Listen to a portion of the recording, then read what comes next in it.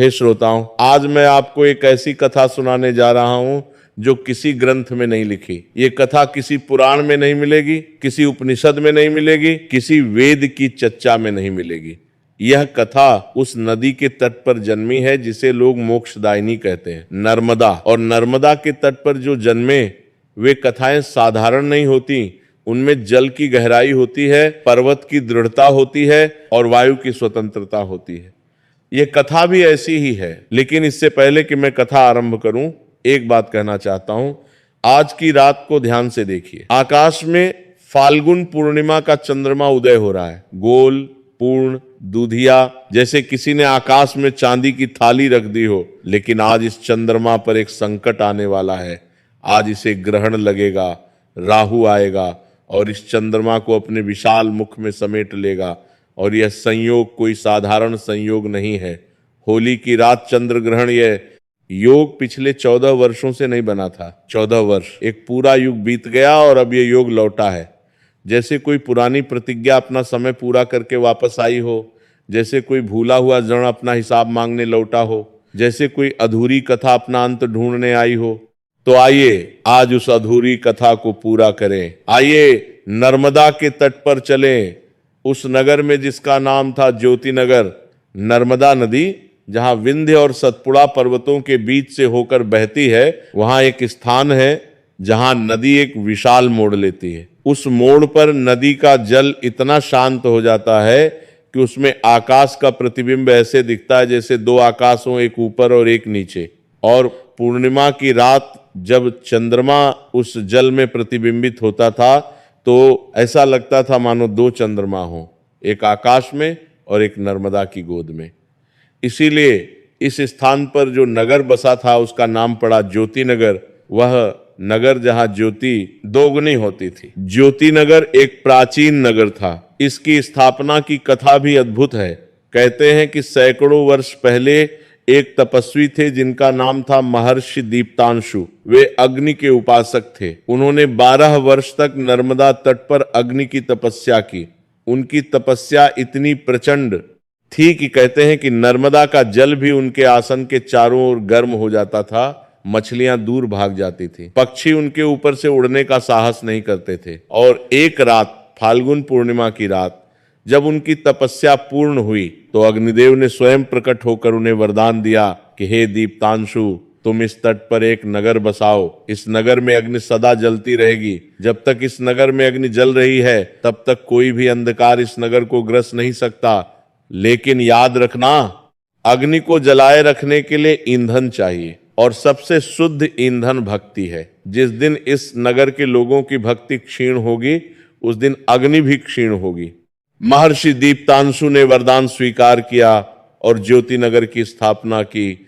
नगर के मध्य में एक अग्निकुंड बनाया गया जो कभी नहीं बुझता था। दिन रात, गर्मी सर्दी, वर्षा हो या आंधी, वह अग्निकुंड सदा प्रज्वलित रहता था। लोग उसे शाश्वत अग्नि कहते थे। हर परिवार अपने घर का पहला दीपक उसी अग्निकुंड से जलाता था।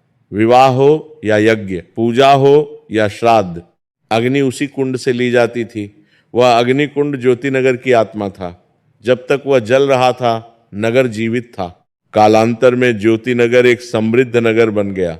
नर्मदा का जल खेतों को सींचता था, फसलें लहलहाती थीं, व्यापारी दूर दूर से आते थे। नगर में विद्वानों की सभाएं होती थीं, कलाकारों को संरक्षण मिलता था और धर्म का पालन कठोरता से होता था।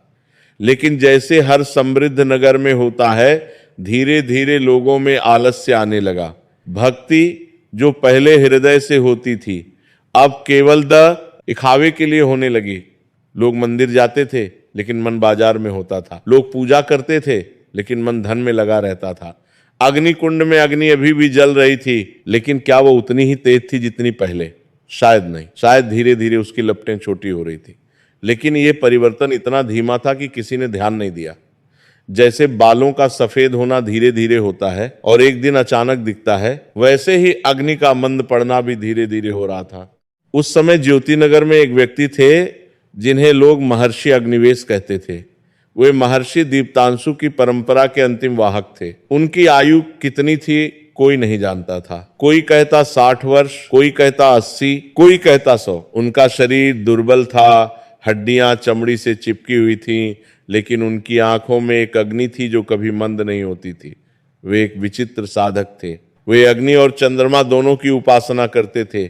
लोग पूछते कि महर्षि, अग्नि और चंद्रमा तो विपरीत है। अग्नि गर्म है, चंद्रमा शीतल। अग्नि पृथ्वी पर है, चंद्रमा आकाश में। आप दोनों की उपासना कैसे करते हैं? महर्षि अग्निवेश मुस्कुराते और कहते कि बालक, अग्नि और चंद्रमा विपरीत नहीं है, वे पूरक हैं। अग्नि प्रकाश देती है जब चंद्रमा नहीं होता, और चंद्रमा प्रकाश देता है जब अग्नि जलाना संभव नहीं होता। दोनों मिलकर संसार को प्रकाशित रखते हैं। जो केवल अग्नि की उपासना करता है वह ताप तो पाता है, लेकिन शीतलता से वंचित रहता है, और जो केवल चंद्रमा की उपासना करता है वह शीतलता तो पाता है, लेकिन ऊर्जा से वंचित रहता है। पूर्ण साधक वही है जो दोनों को साधे, ताप भी और शीतलता भी, ऊर्जा भी और शांति भी। महर्षि अग्निवेश शाश्वत अग्निकुंड के संरक्षक थे। वे प्रतिदिन उस अग्निकुंड की पूजा करते, उसमें संविधा डालते, मंत्रोच्चार करते और रात्रि को उसी अग्नि के समक्ष बैठकर ध्यान करते। वे जानते थे कि अग्नि मंद पड़ रही है, वे जानते थे कि नगर की भक्ति क्षीण हो रही है, लेकिन वे चुप रहते थे, क्योंकि वे यह भी जानते थे कि कुछ बातें बताने से नहीं, अनुभव करने से समझ आती हैं, और वह अनुभव शीघ्र ही आने वाला था। अब मैं आपको ज्योतिनगर के अन्य पात्रों से परिचित कराता हूं। नगर का सेनापति था वीरभद्र। वह एक विशाल शरीर वाला बलिष्ठ भयंकर योद्धा था। उसकी भुजाएं लोहे के स्तंभों की भांति थीं। उसकी तलवार इतनी भारी थी कि 2 सामान्य पुरुष मिलकर भी उसे उठा नहीं सकते थे। वीरभद्र ने अनेक युद्ध जीते थे। नगर की सीमाओं पर जब भी कोई शत्रु आया, वीरभद्र ने उसे धूल चटाई।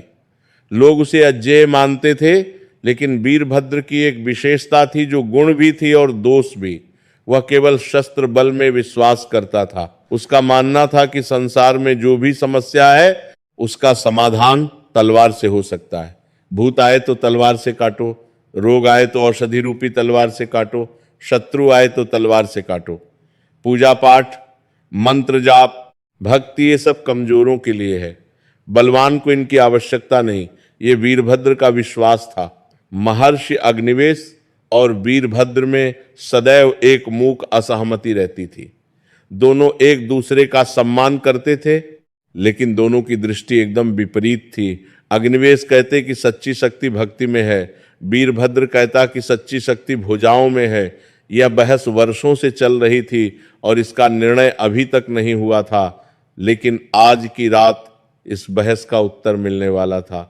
अब एक और पात्र। नगर के दक्षिणी छोर पर नर्मदा के तट के निकट एक छोटी सी कुटिया थी। उस कुटिया में एक कन्या रहती थी जिसका नाम था सोमलता। सोमलता की आयु 20 वर्ष थी। वह अनाथ थी। उसके माता पिता उसके बचपन में ही नर्मदा की बाढ़ में बह गए थे। गांव की एक वृद्ध स्त्री ने उसे पाला था। मलता देखने में साधारण थी, न अत्यंत सुंदर न अत्यंत कुरूप, एक सामान्य ग्रामीण कन्या। लेकिन उसमें एक बात असामान्य थी, उसे दिव्य दृष्टि प्राप्त थी। वह वो देख सकती थी जो सामान्य मनुष्य नहीं देख सकते। वह वायु में बहती ऊर्जा को देख सकती थी। वह मंदिरों में देवताओं की उपस्थिति को अनुभव कर सकती थी। वह ग्रह नक्षत्रों की गति को आंखों से देख सकती थी, जबकि अन्य लोगों को दूरबीन से भी वह नहीं दिखता था। बचपन में जब सोमलता ने यह बात लोगों को बताई तो किसी ने उसकी बात नहीं मानी। लोगों ने कहा कि ये पागल है, कोई कैसे वायु में ऊर्जा देख सकता है, कोई कैसे ग्रहों को आंखों से देख सकता है। सोमलता ने धीरे धीरे लोगों को बताना बंद कर दिया। वह चुप रहने लगी, अकेली रहने लगी। नर्मदा तट पर बैठकर घंटों आकाश देखती रहती। वह जानती थी कि उसकी दृष्टि सत्य है, लेकिन जब कोई उसकी बात न माने तो सत्य भी मौन हो जाता है। लेकिन एक व्यक्ति ने सोमलता की बात मानी। वे थे महर्षि अग्निवेश। जब सोमलता 12 वर्ष की थी तब एक दिन वह अग्निकुंड के पास आई थी। उसने अग्निकुंड को देखा और अचानक बोल पड़ी कि महर्षि, इस अग्नि के चारों ओर एक सुनहरा वृत्त है और उस वृत्त में छोटे छोटे बिंदु हैं जो तारों की भांति चमक रहे हैं, लेकिन कुछ बिंदु बुझे हुए हैं। अग्निवेश ने चौंक उस बालिका की ओर देखा। उन्होंने पूछा कि तुम यह देख सकती हो? सोमलता ने सिर हिलाया। अग्निवेश ने आंखें बंद की और ध्यान लगाया। फिर उन्होंने कहा कि बालिके, तुम सत्य कह रही हो। वह सुनहरा वृत्त इस अग्निकुंड का रक्षा कवच है और वह बिंदु इस नगर के लोगों की भक्ति के प्रतीक हैं। जो बिंदु बुझे हुए हैं वे उन लोगों के हैं जिनकी भक्ति क्षीण हो गई है। तुम्हें दिव्य दृष्टि प्राप्त है बालिके, यह ईश्वर का वरदान है। इसे संभाल कर रखना, एक दिन इसकी बहुत आवश्यकता पड़ेगी। उस दिन से सोमलत महर्षि अग्निवेश की शिष्या बन गई। वह प्रतिदिन उनके पास आती, उनसे सीखती, अग्निकुंड की पूजा में सहायता करती। अग्निवेश ने उसे वह सब सिखाया जो वे जानते थे। ग्रहों की गति, नक्षत्रों का ज्ञान, अग्नि के मंत्र, चंद्रमा की साधना। सोमलता एक कुशल शिष्या थी। वह जल्दी सीखती थी और गहराई से समझती थी। अब एक और पात्र से परिचय। नगर के उत्तरी छोर पर एक पुराना वटवृक्ष था। उसकी जड़ें इतनी फैली हुई थीं कि लगता था मानो पूरी पृथ्वी को पकड़ कर रखी हुई हैं। उस वटवृक्ष के नीचे एक वृद्धा रहती थी। लोग उसे धूमावती कहते थे। कोई नहीं जानता था कि वह कहाँ से आई। कोई नहीं जानता था कि उसकी आयु कितनी है। उसके बाल सफेद थे, चेहरे पर असंख्य झुर्रियां थीं, उसकी पीठ झुकी हुई थी, लेकिन उसकी आंखें अत्यंत तीक्ष्ण थीं। वे आंखें जब किसी को देखती थी तो ऐसा लगता था जैसे आत्मा के भीतर तक देख रही हो। धूमावती से लोग डरते थे। बच्चे उसके पास जाने से कतराते थे। स्त्रियां कहती थी कि वह चुड़ैल है, उससे दूर रहो। पुरुष कहते कि वह पागल बुढ़िया है, उस पर ध्यान मत दो। लेकिन धूमावती को इससे कोई फर्क नहीं पड़ता था। वह अपने वटवृक्ष के नीचे बैठी रहती, कभी कभी स्वयं से बातें करती, कभी कभी हंसती और कभी कभी रोती। उसके पास एक पुरानी झोली थी जिसमें वह कुछ जड़ी बूटियां, कुछ पत्थर और एक पुराना काला कपड़ा रखती थी। एक बात थी जो कोई नहीं जानता था। धूमावती राहु की उपासिका थी। हाँ, राहु की। जिस राहु से सब डरते हैं, जिसे सब अशुभ मानते हैं, धूमावती उसकी पूजा करती थी। वह हर अमावस्या को और हर ग्रहण के दिन एक विशेष पूजा करती थी। वह कहती थी कि राहु बुरा नहीं है, राहु अधूरा है और अधूरापन ही सबसे बड़ा दुख है। जब तक कोई अधूरा है वह दूसरों को भी अधूरा बनाने का प्रयास करता है। राहु चंद्रमा को ग्रसता है क्योंकि राहु स्वयं अधूरा है। यदि कोई राहु का अपूर्ण कर दे तो ग्रहण सदा के लिए समाप्त हो जाए। ये बातें धूमावती केवल अपने आप से कहती थी। कोई सुनने वाला नहीं था, कोई समझने वाला नहीं था। और अंतिम पात्र, एक बालक, नाम ध्रुव, 10 वर्ष का, अनाथ। उसके माता पिता को कुछ वर्ष पहले एक महामारी ने छीन लिया था। ध्रुव नगर की गलियों में रहता था। कभी किसी मंदिर के बरामदे में सोता, कभी किसी दुकान की छत पर। लोग उसे दया से रोटी दे देते, कभी कभी दुत्कार भी देते, लेकिन ध्रुव कभी रोता नहीं था। उसके चेहरे पर सदा एक मुस्कान रहती थी, ऐसी मुस्कान जो उसकी आंखों तक पहुंचती थी। लोग आश्चर्य करते कि इतनी कठिन परिस्थिति में यह बालक मुस्कुराता कैसे है। ध्रुव का एक नियम था। हर शाम वह शाश्वत अग्निकुंड के पास आता था। वह अग्नि के सामने बैठता और घंटों से देखता रहता। वह अग्नि से बातें करता। वह कहता कि तुम मेरी माँ हो, तुम कभी नहीं बुझती। सब लोग चले जाते हैं लेकिन तुम सदा यहाँ रहती हो। जब रात में ठंड लगती है तो तुम मुझे गर्मी देती हो। जब अंधेरा होता है तो तुम मुझे रोशनी देती हो। तुम मेरी माँ हो। महर्षि अग्निवेश ने ध्रुव को देखा था। उन्होंने देखा कि ये बालक अग्नि से ऐसे बात करता है जैसे अग्नि जीवित हो, और अग्निवेश जानते थे कि अग्नि सचमुच जीवित है। उन्होंने ध्रुव को कभी रोका नहीं, कभी भगाया नहीं, बल्कि उन्होंने चुपचाप ध्रुव के लिए एक कंबल रख दिया अग्निकुंड के पास ताकि रात में ठंड न लगे। ध्रुव ने कभी पूछा नहीं कि वह कंबल कहां से आया। उसने बस स्वीकार कर लिया जैसे अग्निकुंड ने ही उसे दिया हो। तो ये थे इस कथा के पात्र, महर्षि अग्निवेश अग्नि और चंद्रमा के उपासक, सोमलता दिव्य दृष्टि वाली कन्या, वीरभद्र शस्त्र बल में विश्वास रखने वाला सेनापति, धूमावती राहु की रहस्यमयी उपासिका और ध्रुव अग्नि को। मां मानने वाला अनाथ बालक, ये 5 पात्र, और इन पांचों के जीवन आज की रात एक दूसरे से ऐसे जुड़ने वाले थे जैसे 5 नदियां मिलकर एक सागर बनाती हैं। अब कथा आगे बढ़ती। फाल्गुन मास का आरंभ हो चुका था। ज्योतिनगर में होली की तैयारियां शुरू हो गई थीं, लेकिन इस वर्ष होली में एक अलग ही उत्साह था। नगर के व्यापारियों ने इस वर्ष विशेष रूप से रंगों का आयोजन किया था। दूर दूर से व्यापारी आए थे। बाजार सजे हुए थे। मिठाइयों की दुकानें खुशबू से महक रही थीं। टेसू के फूलों को इकट्ठा किया जा रहा था। गुलाल की पुड़ियां बन रही थीं। पिचकारियां तैयार हो रही थीं। बच्चे उत्साहित थे। युवक योजनाएं बना रहे थे कि किसे सबसे पहले रंग लगाएंगे, और बुजुर्ग पुरानी होली की यादों में खोए हुए थे। नगर के मध्य चौक में होलिका दहन की तैयारी हो रही थी। एक विशाल ढांचा खड़ा किया गया था, लकड़ी, उपलों और सूखी घास से। इस वर्ष का ढांचा पिछले वर्षों से भी बड़ा था। लोगों ने प्रतिस्पर्धा में अधिक से अधिक लकड़ियां लाकर डाली थीं। कोई कहता मेरी लकड़ी सबसे ऊपर होनी चाहिए, कोई कहता मेरा उपला बीच में होना चाहिए।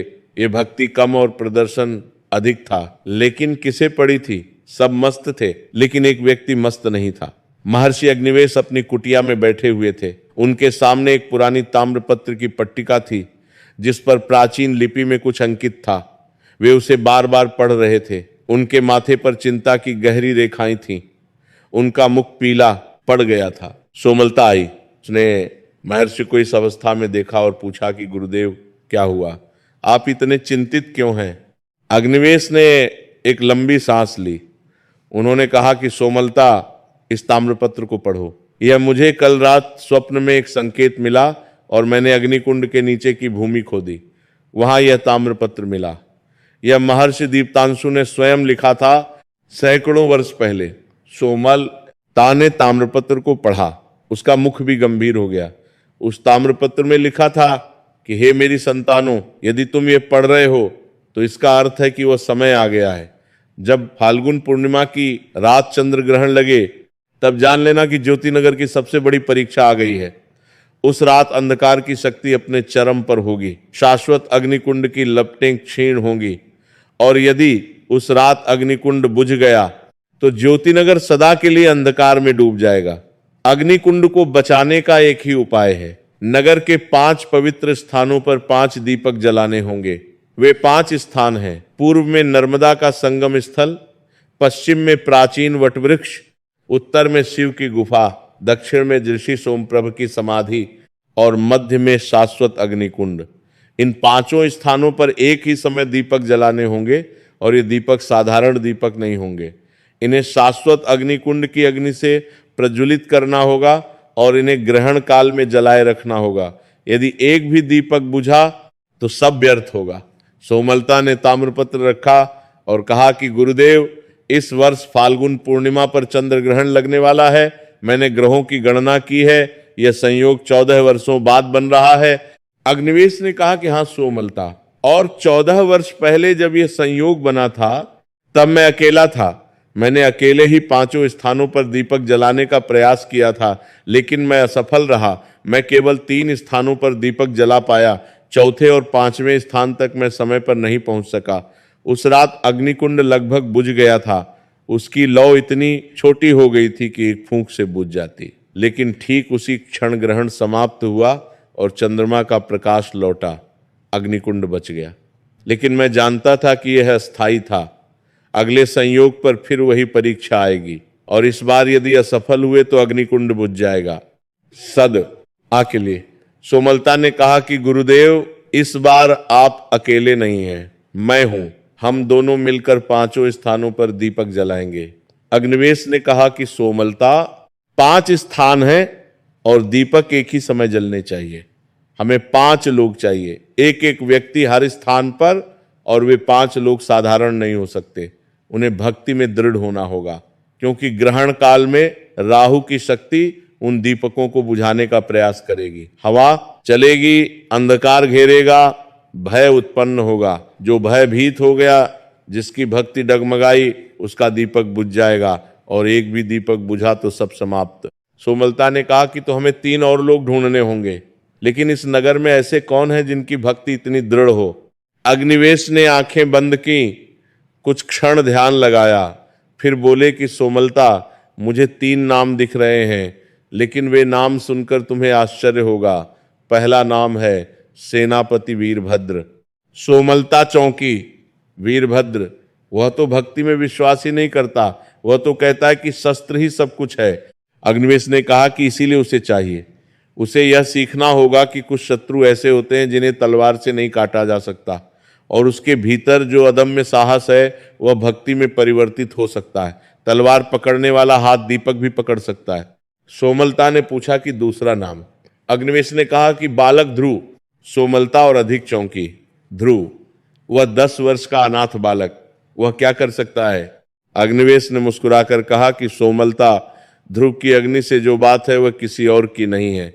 वह अग्नि को मां मानता है, और जो अग्नि को मां माने उसके हाथ में दीपक कभी नहीं बुझता। उसकी भक्ति कर्म कांड की नहीं है, हृदय की है, और हृदय की भक्ति सबसे शक्तिशाली होती है।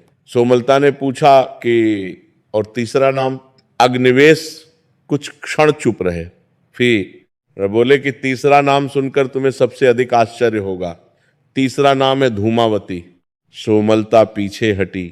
धूमावती, वह वृद्धा जिसे लोग चुड़ैल कहते हैं, वह जो राहु की उपासना करती है। गुरुदेव, वह तो हमारी शत्रु है। राहु की उपासिका अग्नि की रक्षा कैसे करेगी? अग्निवेश ने गंभीर स्वर में कहा कि सोमलता, यही तो सबसे बड़ी भूल है जो हम सब करते हैं। हम मान लेते हैं कि जो राहु की उपासना करता है वो बुरा है, लेकिन क्या राहु बुरा है? राहु ब्रह्मांड का अंग है। जो ब्रह्मांड के किसी भी अंग की उपासना करता है वह भक्त ही है।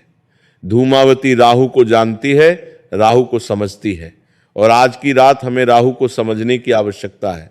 शत्रु को जीतने के लिए शत्रु को समझना आवश्यक है, और धूमावती वह सेतु है जो हमें राहु से जोड़ सकती है। सोमलता को गुरुदेव की बात पर विश्वास था। उसने कहा कि ठीक है गुरुदेव, आपका निर्णय सही होगा, लेकिन क्या ये तीनों मानेंगे? अग्निवेश ने कहा कि ये मैं नहीं जानता, लेकिन हमें प्रयास करना होगा। समय कम है, फाल्गुन पूर्णिमा कल है। हे श्रोताओं, अब कथा में एक नया मोड़ आता है। अगले दिन सोमलता निकली तीनों को ढूंढने और मनाने। पहले वह गई सेनापति वीरभद्र के पास। वीरभद्र अपने अखाड़े में था। वह अपनी तलवार से अभ्यास कर रहा था। तलवार हवा में घूम रही थी, ऐसी ध्वनि कर रही थी जैसे हवा चीर रही हो। उसके शरीर पर पसीने की बूंदें चमक रही थीं। उसकी भुजाओं की नसें तनी हुई थीं। वह एक भयंकर योद्धा था। सोमलता ने उसे प्रणाम किया। वीरभद्र ने उसे देखा और पूछा कि कौन हो तुम और क्या चाहिए? सोमलता ने कहा कि सेनापति, मैं सोमलता हूं, महर्षि अग्निवेश की शिष्या। मुझे आपसे एक सहायता चाहिए। वीरभद्र ने हंसकर कहा कि अग्निवेश की शिष्या? वो बूढ़ा जो दिन रात अग्नि के सामने बैठकर मंत्र बुदबुदाता रहता है, क्या चाहिए उसे? कोई चूहा भगाना है मंदिर से। सोमलता ने शांत स्वर में कहा कि सेनापति, आज रात होली है और चंद्र ग्रहण भी। शाश्वत अग्निकुंड खतरे में है। यदि वह बुझ गया तो ज्योति नगर सदा के लिए अंधकार में डूब जाएगा। हमें आपकी सहायता चाहिए। आपको एक दीपक लेकर शिव की गुफा में जाना होगा और ग्रहण काल में उसे जलाए रखना होगा। वीरभद्र ने तलवार नीचे रखी और कहा कि दीपक जलाना? मैं सेनापति हूं, मैं तलवार चलाता हूं, दीपक नहीं जलाता। यह काम पुजारियों का है, मेरा नहीं। और अग्निकुंड बुझ जाएगा तो क्या हो जाएगा? फिर से जला लेंगे। अग्नि तो कहीं भी जलाई जा सकती है। सोमलता ने कहा कि नहीं सेनापति, शाश्वत अग्नि साधारण अग्नि नहीं है। यह अग्निदेव के वरदान से प्रज्वलित है। यदि यह बुझी तो फिर कभी नहीं जलेगी, और इसके बुझने का अर्थ है कि ज्योति नगर पर से अग्निदेव का आशीर्वाद उठ जाएगा।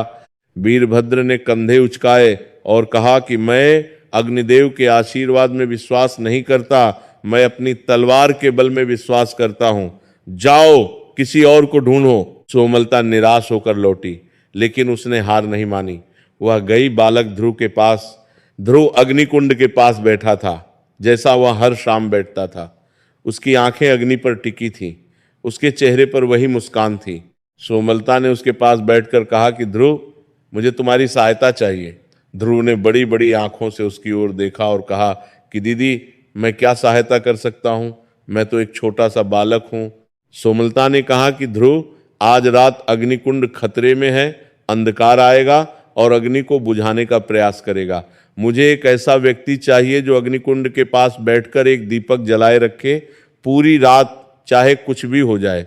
क्या तुम ये करोगे? ध्रुव ने बिना एक क्षण सोचे कहा कि हाँ दीदी, मैं करूंगा। ये अग्नि मेरी माँ है, मैं अपनी माँ को बुझने नहीं दूंगा। सोमलता की आंखों में अश्रु आ गए। इस 10 वर्ष के बालक ने बिना किसी प्रश्न के, बिना किसी शर्त के, बिना किसी भय के हाँ कह दी, जबकि एक बलिष्ठ सेनापति ने मना कर दिया। भक्ति और शस्त्र बल का अंतर इतना स्पष्ट कभी नहीं दिखा था। अब सबसे कठिन कार्य बचा था, धूमावती के पास जाना। सोमलता ने गहरी सांस ली और उत्तरी छोर की ओर चल पड़ी। वटवृक्ष दूर से ही दिखाई दे रहा था। उसकी शाखाएं फैली हुई थी जैसे किसी विशाल प्राणी ने अपनी भुजाएं फैला रखी हों और उसके नीचे बैठी थी धूमावती। सोमलता जैसे ही निकट पहुंची, धूमावती ने बिना सिर उठाए कहा कि आ गई तू, मुझे पता था तू आएगी। सोमलता चौंकी। उसने पूछा कि आपको कैसे पता? धूमावती ने मुस्कुराकर कहा कि मैं राहु की उपासिका हूं बालिके। राहु सब देखता है। उसे पता है कि आज रात क्या होने वाला है। उसे पता है कि तुम 5 दीपक जलाना चाहती हो और उसे पता है कि तुम मेरे पास आओगी। सोमलता ने सीधे पूछा कि तो क्या आप हमारी सहायता करेंगी? धूमावती ने कहा कि सहायता? तुम चाहती हो कि राहु की उपासिका राहु के विरुद्ध काम करे। यह तो ऐसा हुआ जैसे किसी सैनिक से कहो कि अपने ही राजा पर तलवार उठाओ। सोमलता ने कहा कि मां, हम राहु के विरुद्ध नहीं है, हम अग्निकुंड की रक्षा करना चाहते हैं। यह रक्षा राहु के विरुद्ध नहीं है, यह रक्षा इस नगर के लिए, इस नगर के लोगों के लिए।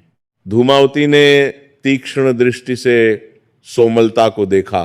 फिर उसने कहा कि बालिके, तू जानती है कि राहु कौन है? तू जानती है कि उसकी कथा क्या है? सब कहते हैं कि राहु दानव है, राक्षस है, ग्रहण लगाता है, अशुभ है। लेकिन कोई ये नहीं पूछता कि राहु ऐसा क्यों है।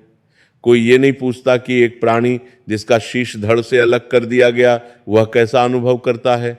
सहस्रों वर्षों से अधूरा, सहस्रों वर्षों से भी न हृदय के, सहस्रों वर्षों से बिना हाथ पैर के, केवल एक मस्तक, केवल विचार, और विचारों में सबसे प्रबल विचार प्रतिशोध। क्योंकि जब किसी के पास हृदय नहीं होता तो प्रेम कैसे करे? जब हाथ नहीं होते तो किसी को गले कैसे लगाए? तो वह क्या करे? वो वही करता है जो कर सकता है, ग्रसता है, निगलता है। क्योंकि यही एकमात्र क्रिया है जो एक मस्तक कर सकता है। सोमलता ने यह सुना और उसका हृदय द्रवित हो गया। उसने कभी राहु के बारे में ऐसा नहीं सोचा था। उसने कहा कि मां, यह तो बहुत दुखद कथा है। धूमावती ने कहा कि दुखद है बालिके, इसीलिए मैं राहु की उपासना करती हूं, क्योंकि जो सबसे अधिक पीड़ित है उसे सबसे अधिक प्रेम की आवश्यकता है। सब चंद्रमा की पूजा करते हैं क्योंकि वह सुंदर है, शीतल है, प्रिय है। लेकिन राहु की पूजा कौन करता है? जो अंधकार में है, उसे प्रकाश की सबसे अधिक आवश्यकता है, और मैं उस अंधकार में एक दीपक हूं। सोमलता ने कहा कि मां, तो क्या आप आज रात हमारी सहायता करेंगी? क्या आप एक दीपक जलाकर रखेंगी? धूमावती कुछ क्षण चुप रही। फिर उसने कहा कि मैं एक शर्त पर सहायता करूंगी। आज रात जब सब कुछ समाप्त हो तो इस नगर में राहु का भी सम्मान हो, उसकी भी पूजा हो, उसे भी शत्रु न माना जाए। क्या तुम यह वचन दे सकती हो? सोमलता ने कहा कि मां, ये वचन मैं अकेली नहीं दे सकती, ये निर्णय पूरे नगर का होगा। लेकिन मैं अपनी ओर से वचन देती हूं कि मैं इसके लिए प्रयास करूंगी। धूमावती ने सोमलता को देखा, एक लंबे समय तक देखा। फिर उसने कहा कि ठीक है बालिके, मैं आज रात तुम्हारे साथ हूं। तो 3 लोग तैयार थे, सोमलता, ध्रुव और धूमावती। अग्निवेश स्वयं चौथे थे। 5वां व्यक्ति अभी भी नहीं था, वीरभद्र ने मना कर दिया था। सोमलता ने अग्निवेश को बताया। अग्निवेश ने कहा कि चिंता मत करो, वीरभद्र आएगा, अभी नहीं, लेकिन जब समय आएगा तब आएगा। कुछ लोग बुलाने से नहीं आते, परिस्थिति बुलाती है, और आज की रात की परिस्थिति ऐसी होगी कि वीरभद्र को आना ही पड़ेगा। शाम हो गई, सूर्य ढल गया, आकाश में संध्या के रंग बिखरे और फिर अंधकार उतरा। लेकिन आज का अंधकार कुछ अलग था। वह अधिक गहरा था, अधिक घना था। हवा में एक भारीपन था जो असामान्य था। पक्षी जो सामान्यतः शाम को चाहते हुए घोंसलों में लौटते हैं, आज मौन थे। नर्मदा का जल जो सदा कलकल करता बहता था, आज शांत था। प्रकृति जानती थी, प्रकृति सदा जानती है। पूर्व दिशा में चंद्रमा उदय हुआ, फाल्गुन पूर्णिमा का चंद्रमा, विशाल गोल दूधिया। उसकी चांदनी नर्मदा के जल पर पड़ी और वह पुरानी बात सत्य हो गई। दो चंद्रमा दिखाई दिए, एक आकाश में और एक जल में। ज्योतिनगर चंद्रमा के प्रकाश से नहा उठा, लेकिन सोमलता ने अपनी दिव्य दृष्टि से देखा और उसका हृदय धक से रह गया।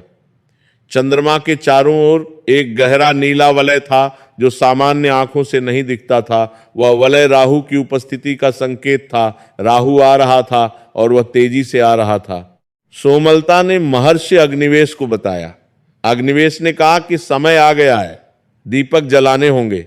सोमलता, तुम नर्मदा के संगम स्थल पर जाओ। ध्रुव, तुम अग्निकुंड के पास रहो। धूमावती, तुम प्राचीन वटवृक्ष पर।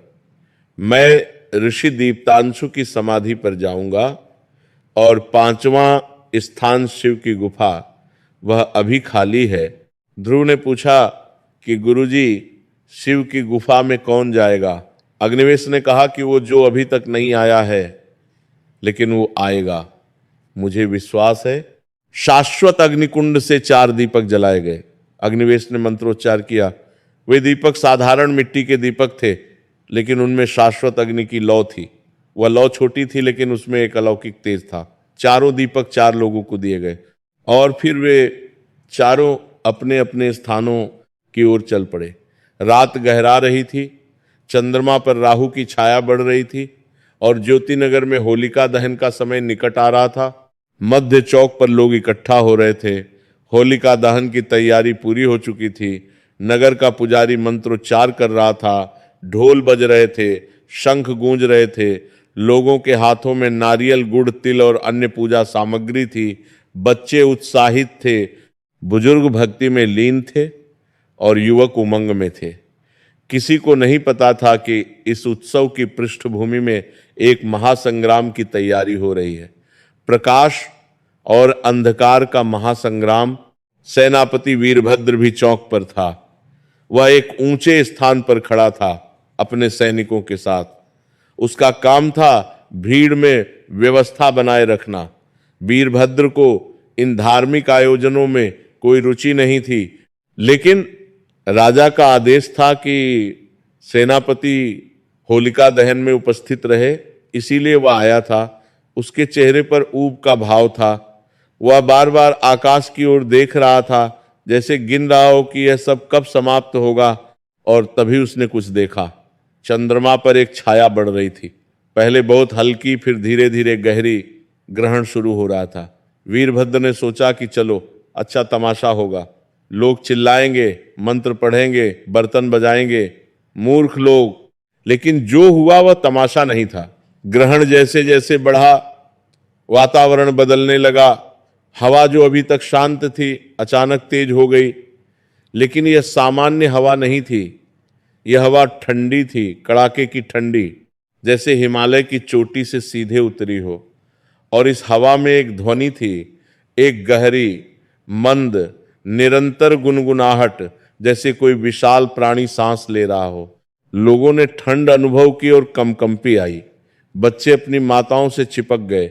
बुजुर्गों ने शॉल कसकर लपेट लिए और होलिका का वह विशाल ढांचा जिसमें अभी अग्नि लगाई जानी थी, उसकी लकड़ियां उस ठंडी हवा से ऐसे सिकुड़ रही थीं जैसे जीवित हो और भय से कांप रही हो। पुजारी ने होलिका दहन का मुहूर्त देखा और कहा कि समय आ गया है, अग्नि प्रज्वलित करो। एक सेवक ने मशाल ली जो शाश्वत अग्निकुंड से जलाई गई थी। वह मशाल लेकर होलिका के ढांचे की ओर बढ़ा, लेकिन जैसे ही उसने मशाल ढांचे के निकट ले जाई, एक तीव्र हवा का झोंका आया और मशाल बुझ गई। लोगों में खुसफुसाहट हुई। पुजारी ने कहा कि कोई बात नहीं, फिर से जलाओ। मशाल फिर जलाई गई और फिर बुझ गई। तीसरी बार जलाई गई, फिर बुझ गई। चौथी बार, पांचवी बार, हर बार जैसे ही मशाल होलिका के निकट जाती, हवा बुझा देती। अब लोगों में भय फैलने लगा। कानाफूसी हुई कि अशुभ है, होलिका दहन की अग्नि न जले तो बहुत अशुभ माना जाता है। एक बुजुर्ग ने कहा कि मेरे जीवन में ऐसा कभी नहीं हुआ, यह कोई अनिष्ट का संकेत है। वीरभद्र ने यह देखा और अपनी ऊब समाप्त हुई। उसके सैनिक मन ने कहा कि कुछ गड़बड़ है, हवा इतनी तेज नहीं है कि मशाल बुझे। कोई शक्ति है जो जानबूझकर अग्नि बुझा रही है, लेकिन यह कैसे संभव है? हवा तो अपने आप चलती है। और तभी आकाश में चंद्रमा पर ग्रहण और गहरा हुआ। चंद्रमा का आधा भाग अब अंधकार में था और उस अंधकार के साथ ज्योति नगर पर भी अंधकार बढ़ रहा था। चंद्रमा का जो प्रकाश बचा था वह भी क्षीण हो रहा था। नगर के दीपक, मशाले, सबकी लौ छोटी हो रही थी, जैसे कोई अदृश्य शक्ति सारे प्रकाश को चूस रही हो। और शाश्वत अग्निकुंड, वह अग्निकुंड जो सैकड़ों वर्षों से जल रहा था, उसकी लपटें भी मंद पड़ रही थीं। ध्रुव अग्निकुंड के पास बैठा था, अपने हाथ में दीपक लिए। उसने देखा कि अग्निकुंड की लपटें छोटी हो रही हैं। उसका छोटा सा हृदय भय से धड़का, लेकिन उसने दीपक को और कसकर पकड़ लिया। उसने अग्नि से कहा कि मां, मैं यहां हूं, मैं तुम्हें बुझने नहीं दूंगा। तुमने मुझे कभी अकेला नहीं छोड़ा, मैं तुम्हें कब ये अकेला नहीं छोड़ूंगा। इधर सोमलता नर्मदा के संगम स्थल पर पहुंच चुकी थी। यह वह स्थान था जहां नर्मदा एक छोटी सहायक नदी से मिलती थी। यहाँ का जल अत्यंत शांत था और यहाँ एक प्राचीन शिला थी जिस पर देवनागरी में ओम अंकित था। सोमलता ने उस शिला के समक्ष दीपक रखा। दीपक जल रहा था, लेकिन हवा तेज थी। सोमलता ने अपने दोनों हाथों से दीपक को घेरा, लौ की रक्षा करते हुए। उसकी दिव्य दृष्टि से उसने देखा कि अंधकार की एक विशाल लहर नदी के उस पार से आ रही थी। वह लहर ऐसी थी जैसे काले बादलों का समुद्र उमड़ रहा हो, और उस लहर में आंखें थीं, सैकड़ों लाल आंखें। वे आंखें सोमलता को देख रही थीं। सोमलता का शरीर कांपा, लेकिन उसने आंखें बंद नहीं की। उसने उस अंधकार की लहर को सीधे देखा और कहा कि मैं नहीं डरती, मैं सोमलता हूं, महर्षि अग्निवेश की शिष्या, और यह दीपक मैं बुझने नहीं दूंगी। अंधकार की लहर रुकी एक क्षण के लिए, फिर और तेजी से आगे बढ़ी। हवा और तीव्र हुई, दीपक की लौ लड़खड़ाई। सोमलता ने अपने शरीर को दीपक के ऊपर झुकाया, अपनी पीठ हवा की ओर कर ली। हवा उसकी पीठ पर प्रहार कर रही थी, ठंड हड्डियों तक पहुंच रही थी, लेकिन दीपक बचा रहा। उसकी लौ कांप रही थी, लेकिन बुझी नहीं। उधर दक्षिण में महर्षि अग्निवेश ऋषि दीप्तांशु की समाधि पर बैठे थे। यह एक प्राचीन स्थान था। यहाँ एक छोटा सा चबूतरा था जिस पर एक शिवलिंग था और उसके सामने एक अखंड ज्योति जलती थी। अग्निवेश ने अपना दीपक उस अखंड ज्योति के निकट रखा और मंत्रोच्चार आरंभ किया। अग्निवेश वृद्ध थे, उनका शरीर दुर्बल था, लेकिन उनकी आवाज में एक ऐसी शक्ति थी जो वर्षों की साधना से आती है। मंत्र उनके मुख से ऐसे निकल रहे थे जैसे नर्मदा का जल बहता है, अविरल, निर्बाध, शुद्ध। और उन मंत्रों के प्रभाव से दीपक की लौ स्थिर हो गई। हवा आ रही थी, लेकिन लौ नहीं कांप रही थी। जैसे मां अंतरों ने दीपक के चारों ओर एक अदृश्य कवच बना दिया हो। लेकिन अग्निवेश जानते थे कि यह कवच सदा नहीं रहेगा। उनकी शक्ति सीमित है और ग्रहण अभी पूर्ण नहीं हुआ है। जब पूर्ण ग्रहण होगा तब राहु की शक्ति अपने चरम पर होगी, तब यह कवच टूट सकता है। उत्तर दिशा में धूमावती अपने वटवृक्ष के नीचे बैठी थी। उसके सामने दीपक जल रहा था, लेकिन धूमावती कोई मंत्र नहीं पढ़ रही थी। वह चुपचाप बैठी थी, उसकी आंखें बंद थीं, उसके होंठ मंद मंद मुस्कुरा रहे थे, जैसे वह किसी से मौन संवाद कर रही हो। और सचमुच वह राहु से संवाद कर रही थी अपने मन में। वह कह रही थी कि हे राहु, मैं जानती हूं तुम आज रात शक्तिशाली हो, मैं जानती हूं तुम इस नगर को अंधकार में डुबोना चाहते हो, लेकिन मैं तुमसे प्रार्थना करती हूं, एक बार रुको, एक बार सोचो, क्या तुम सचमुच यही चाहते हो? सहस्त्रों वर्षों से तुम यही करते आ रहे हो, ग्रस्ते हो। निगलते हो, अंधकार फैलाते हो, और क्या मिला तुम्हें? क्या तुम सुखी हो? क्या तुम्हारा अधूरापन पूरा हुआ? नहीं। तो एक बार कुछ अलग करो, एक बार क्षमा करो, एक बार चंद्रमा को जाने दो। देखो, शायद क्षमा से तुम्हें वह मिले जो प्रतिशोध से कभी नहीं मिला। धूमावती का यह मौन संवाद अंधकार में गूंज रहा था। क्या राहु ने सुना? कौन जानता है। लेकिन धूमावती के दीपक की लौ शांत थी, कोई हवा उसे हिला नहीं रही थी। जैसे राहु ने अपनी उपासिका के दीपक को छूने से इनकार कर दिया हो। लेकिन पांचवा स्थान शिव की गुफा, वो अभी भी खाली था, कोई नहीं था वहां, और बिना पांचवें दीपक के सब व्यर्थ था। इधर नगर के मध्य चौक पर स्थिति बिगड़ रही थी। होलिका दहन अभी तक नहीं हो पाया था। मशाल बार बार बुझ रही थी। लोगों में भय और आतंक फैल रहा था। कुछ लोग रोने लगे थे, बच्चे चीख रहे थे, बुजुर्ग प्रार्थना कर रहे थे, और ग्रहण बढ़ता जा रहा था। चंद्रम आका 3/4 भाग अब अंधकार में था, और तभी कुछ हुआ जिसने सबको स्तब्ध कर दिया। शाश्वत अग्निकुंड से एक विचित्र ध्वनि आई, एक गहरी कंपनशील ध्वनि, जैसे पृथ्वी के भीतर से कोई पुकार रही हो। और अग्निकुंड की लपटें जो मंद पड़ रही थीं, वे अचानक एक अजीब रंग में बदल गईं। सामान्य अग्नि नारंगी और पीली होती है, लेकिन अब अग्निकुंड की लपटें नीली हो गई थीं, गहरी नीली, जैसे आकाश का रंग, जैसे नर्मदा की गहराई का रंग। और उस नीली अग्नि में एक आकृति दिखाई दी। ध्रुव ने देखा और उसकी आंखें फैल गईं। अग्नि में एक स्त्री की आकृति थी। वह आकृति बहुत सुंदर थी। उसके केस लपटों की भांति लहरा रहे थे, उसकी आंखें अंगारों की भांति दमक रही थीं, और उसके मुख पर एक करुणामय मुस्कान थी। ध्रुव ने पुकारा कि मां। वो आकृति बोली। उसकी आवाज अग्नि की चिटचिट जैसी थी, लेकिन उसमें शब्द थे। वह बोली कि बालक, मैं अग्नि हूं, तू मुझे मां कहता है। आज मैं तेरी मां के रूप में तुझसे कुछ कहना चाहती हूं। यह नगर खतरे में है। 5 दीपक जलने चाहिए, लेकिन 5वां दीपक अभी नहीं जला। शिव की गुफा में कोई नहीं है, और बिना 5वें दीपक के मैं बुझ जाऊंगी सदा के लिए। तू मुझे बचा सकता है बालक, लेकिन इसके लिए तुझे कुछ करना होगा, तुझे शिव की गुफा में जाना होगा। ध्रुव ने कहा कि लेकिन मां, अगर मैं यहां से गया तो यह दीपक कौन संभालेगा? अग्नि ने कहा कि यह दीपक तू किसी और को दे दे, किसी ऐसे को जो बलवान हो, जो योद्धा हो, जो अभी तक भक्ति से दूर रहा हो, लेकिन जिसके भीतर भक्ति सोई हुई है। ध्रुव ने समझा अग्नि वीरभद्र की बात कर रही थी। ध्रुव उठा। वह 10 वर्ष का बालक, अनाथ, दुबला पतला, उसने अपना दीपक संभालकर पकड़ा और भागा मध्य चौक की ओर। वहां भीड़ थी, अफरा तफरी थी, लोग भयभीत थे। ध्रुव भीड़ में से रास्ता बनाता हुआ आगे बढ़ा।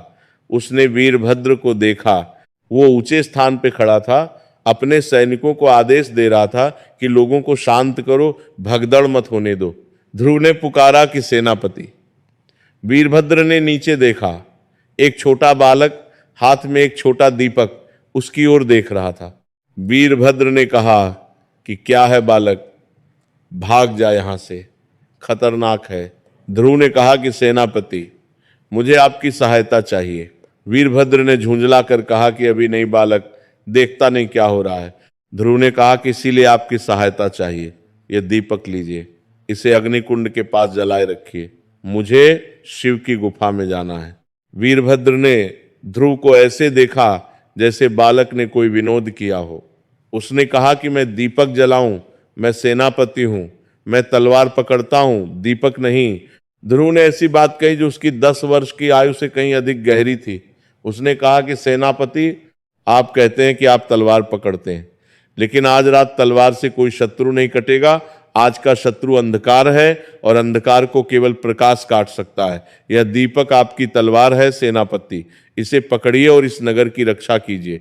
यदि यह दीपक बुझा तो अग्निकुंड बुझेगा, और यदि अग्निकुंड बुझा तो यह नगर सदा के लिए अंधकार में डूब जाएगा। क्या आप इसे होने देंगे? वीरभद्र ने उस बालक को देखा। उसकी आंखों में वे आंखें जो 10 वर्ष की थीं, लेकिन उनमें एक ऐसी दृढ़ता थी जो वीरभद्र ने अनुभवी योद्धाओं में भी कम देखी थी। वह बालक भयभीत नहीं था। उसके चारों ओर अंधकार था, आतंक था, अराजकता थी। लेकिन उसके हाथ में एक छोटा दीपक था और उसकी आंखों में उस दीपक से भी अधिक तेज प्रकाश था। वीरभद्र ने कुछ अनुभव किया जो उसने पहले कभी अनुभव नहीं किया था। उसकी छाती में कुछ हिला, कहीं गहराई में, उस कठोरता के नीचे, उस अहंकार के नीचे, उस शस्त्र बल के गर्व के नीचे कुछ था जो प्रतिक्रिया दे रहा था। वह क्या था? क्या वह भक्ति थी जो सोई हुई थी? क्या वह वो बीज था जो बचपन में उसकी माँ ने बोया था जब वह उसे मंदिर ले जाती थी?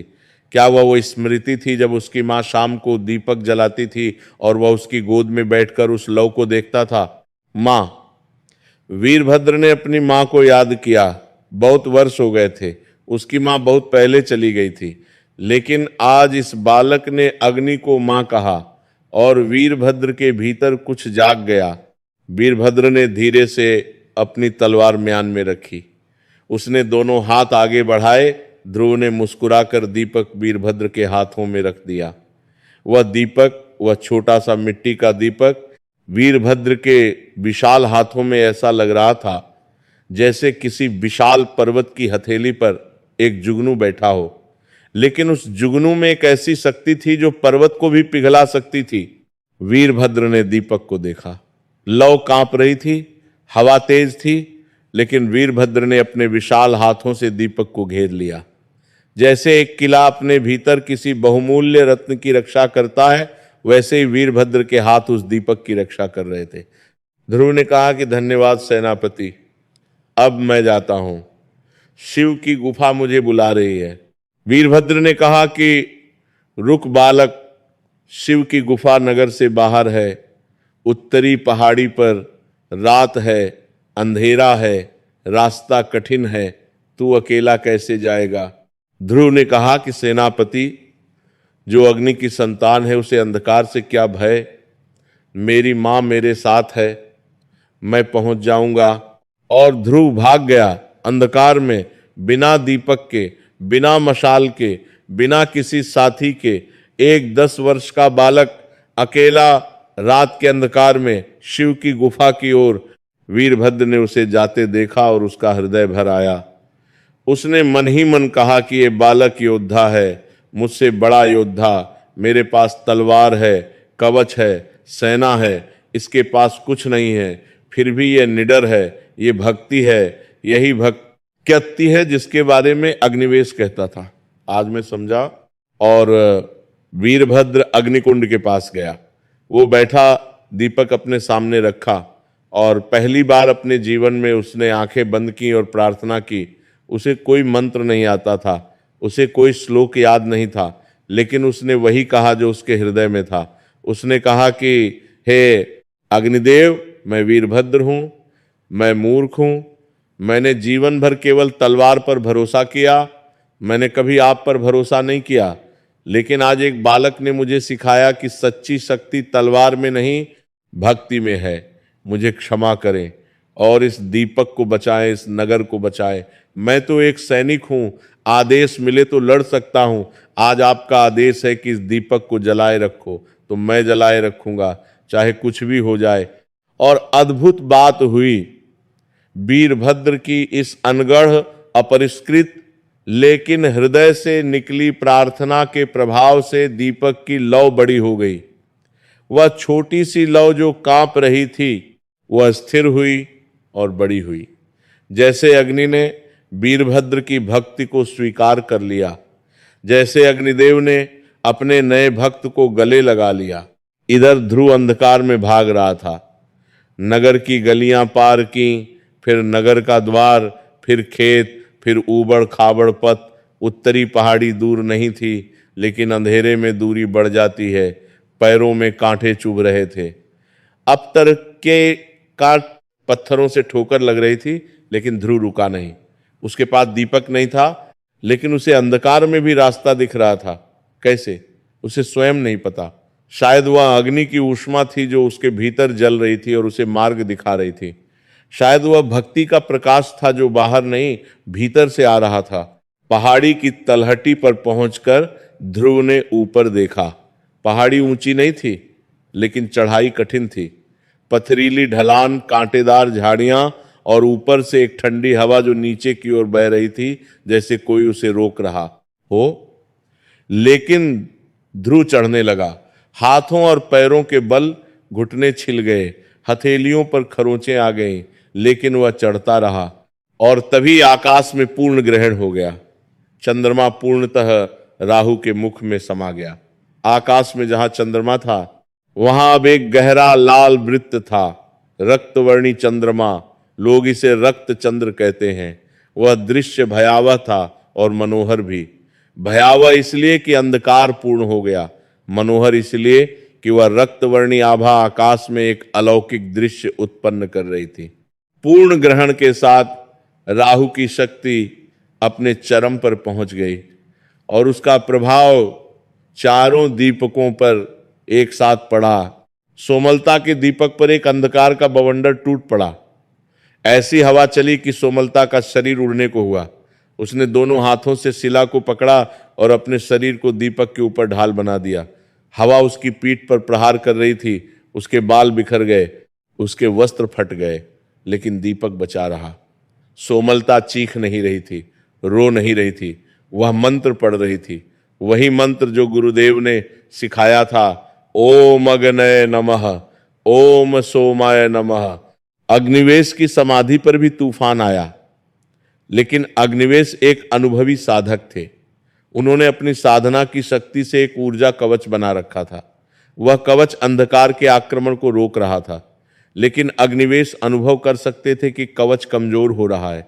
उनकी शक्ति क्षीण हो रही थी, वे वृद्ध थे, उनका शरीर साथ नहीं दे रहा था। माथे पर पसीना आ गया, हाथ कांपने लगे, लेकिन मंत्र जारी रहे।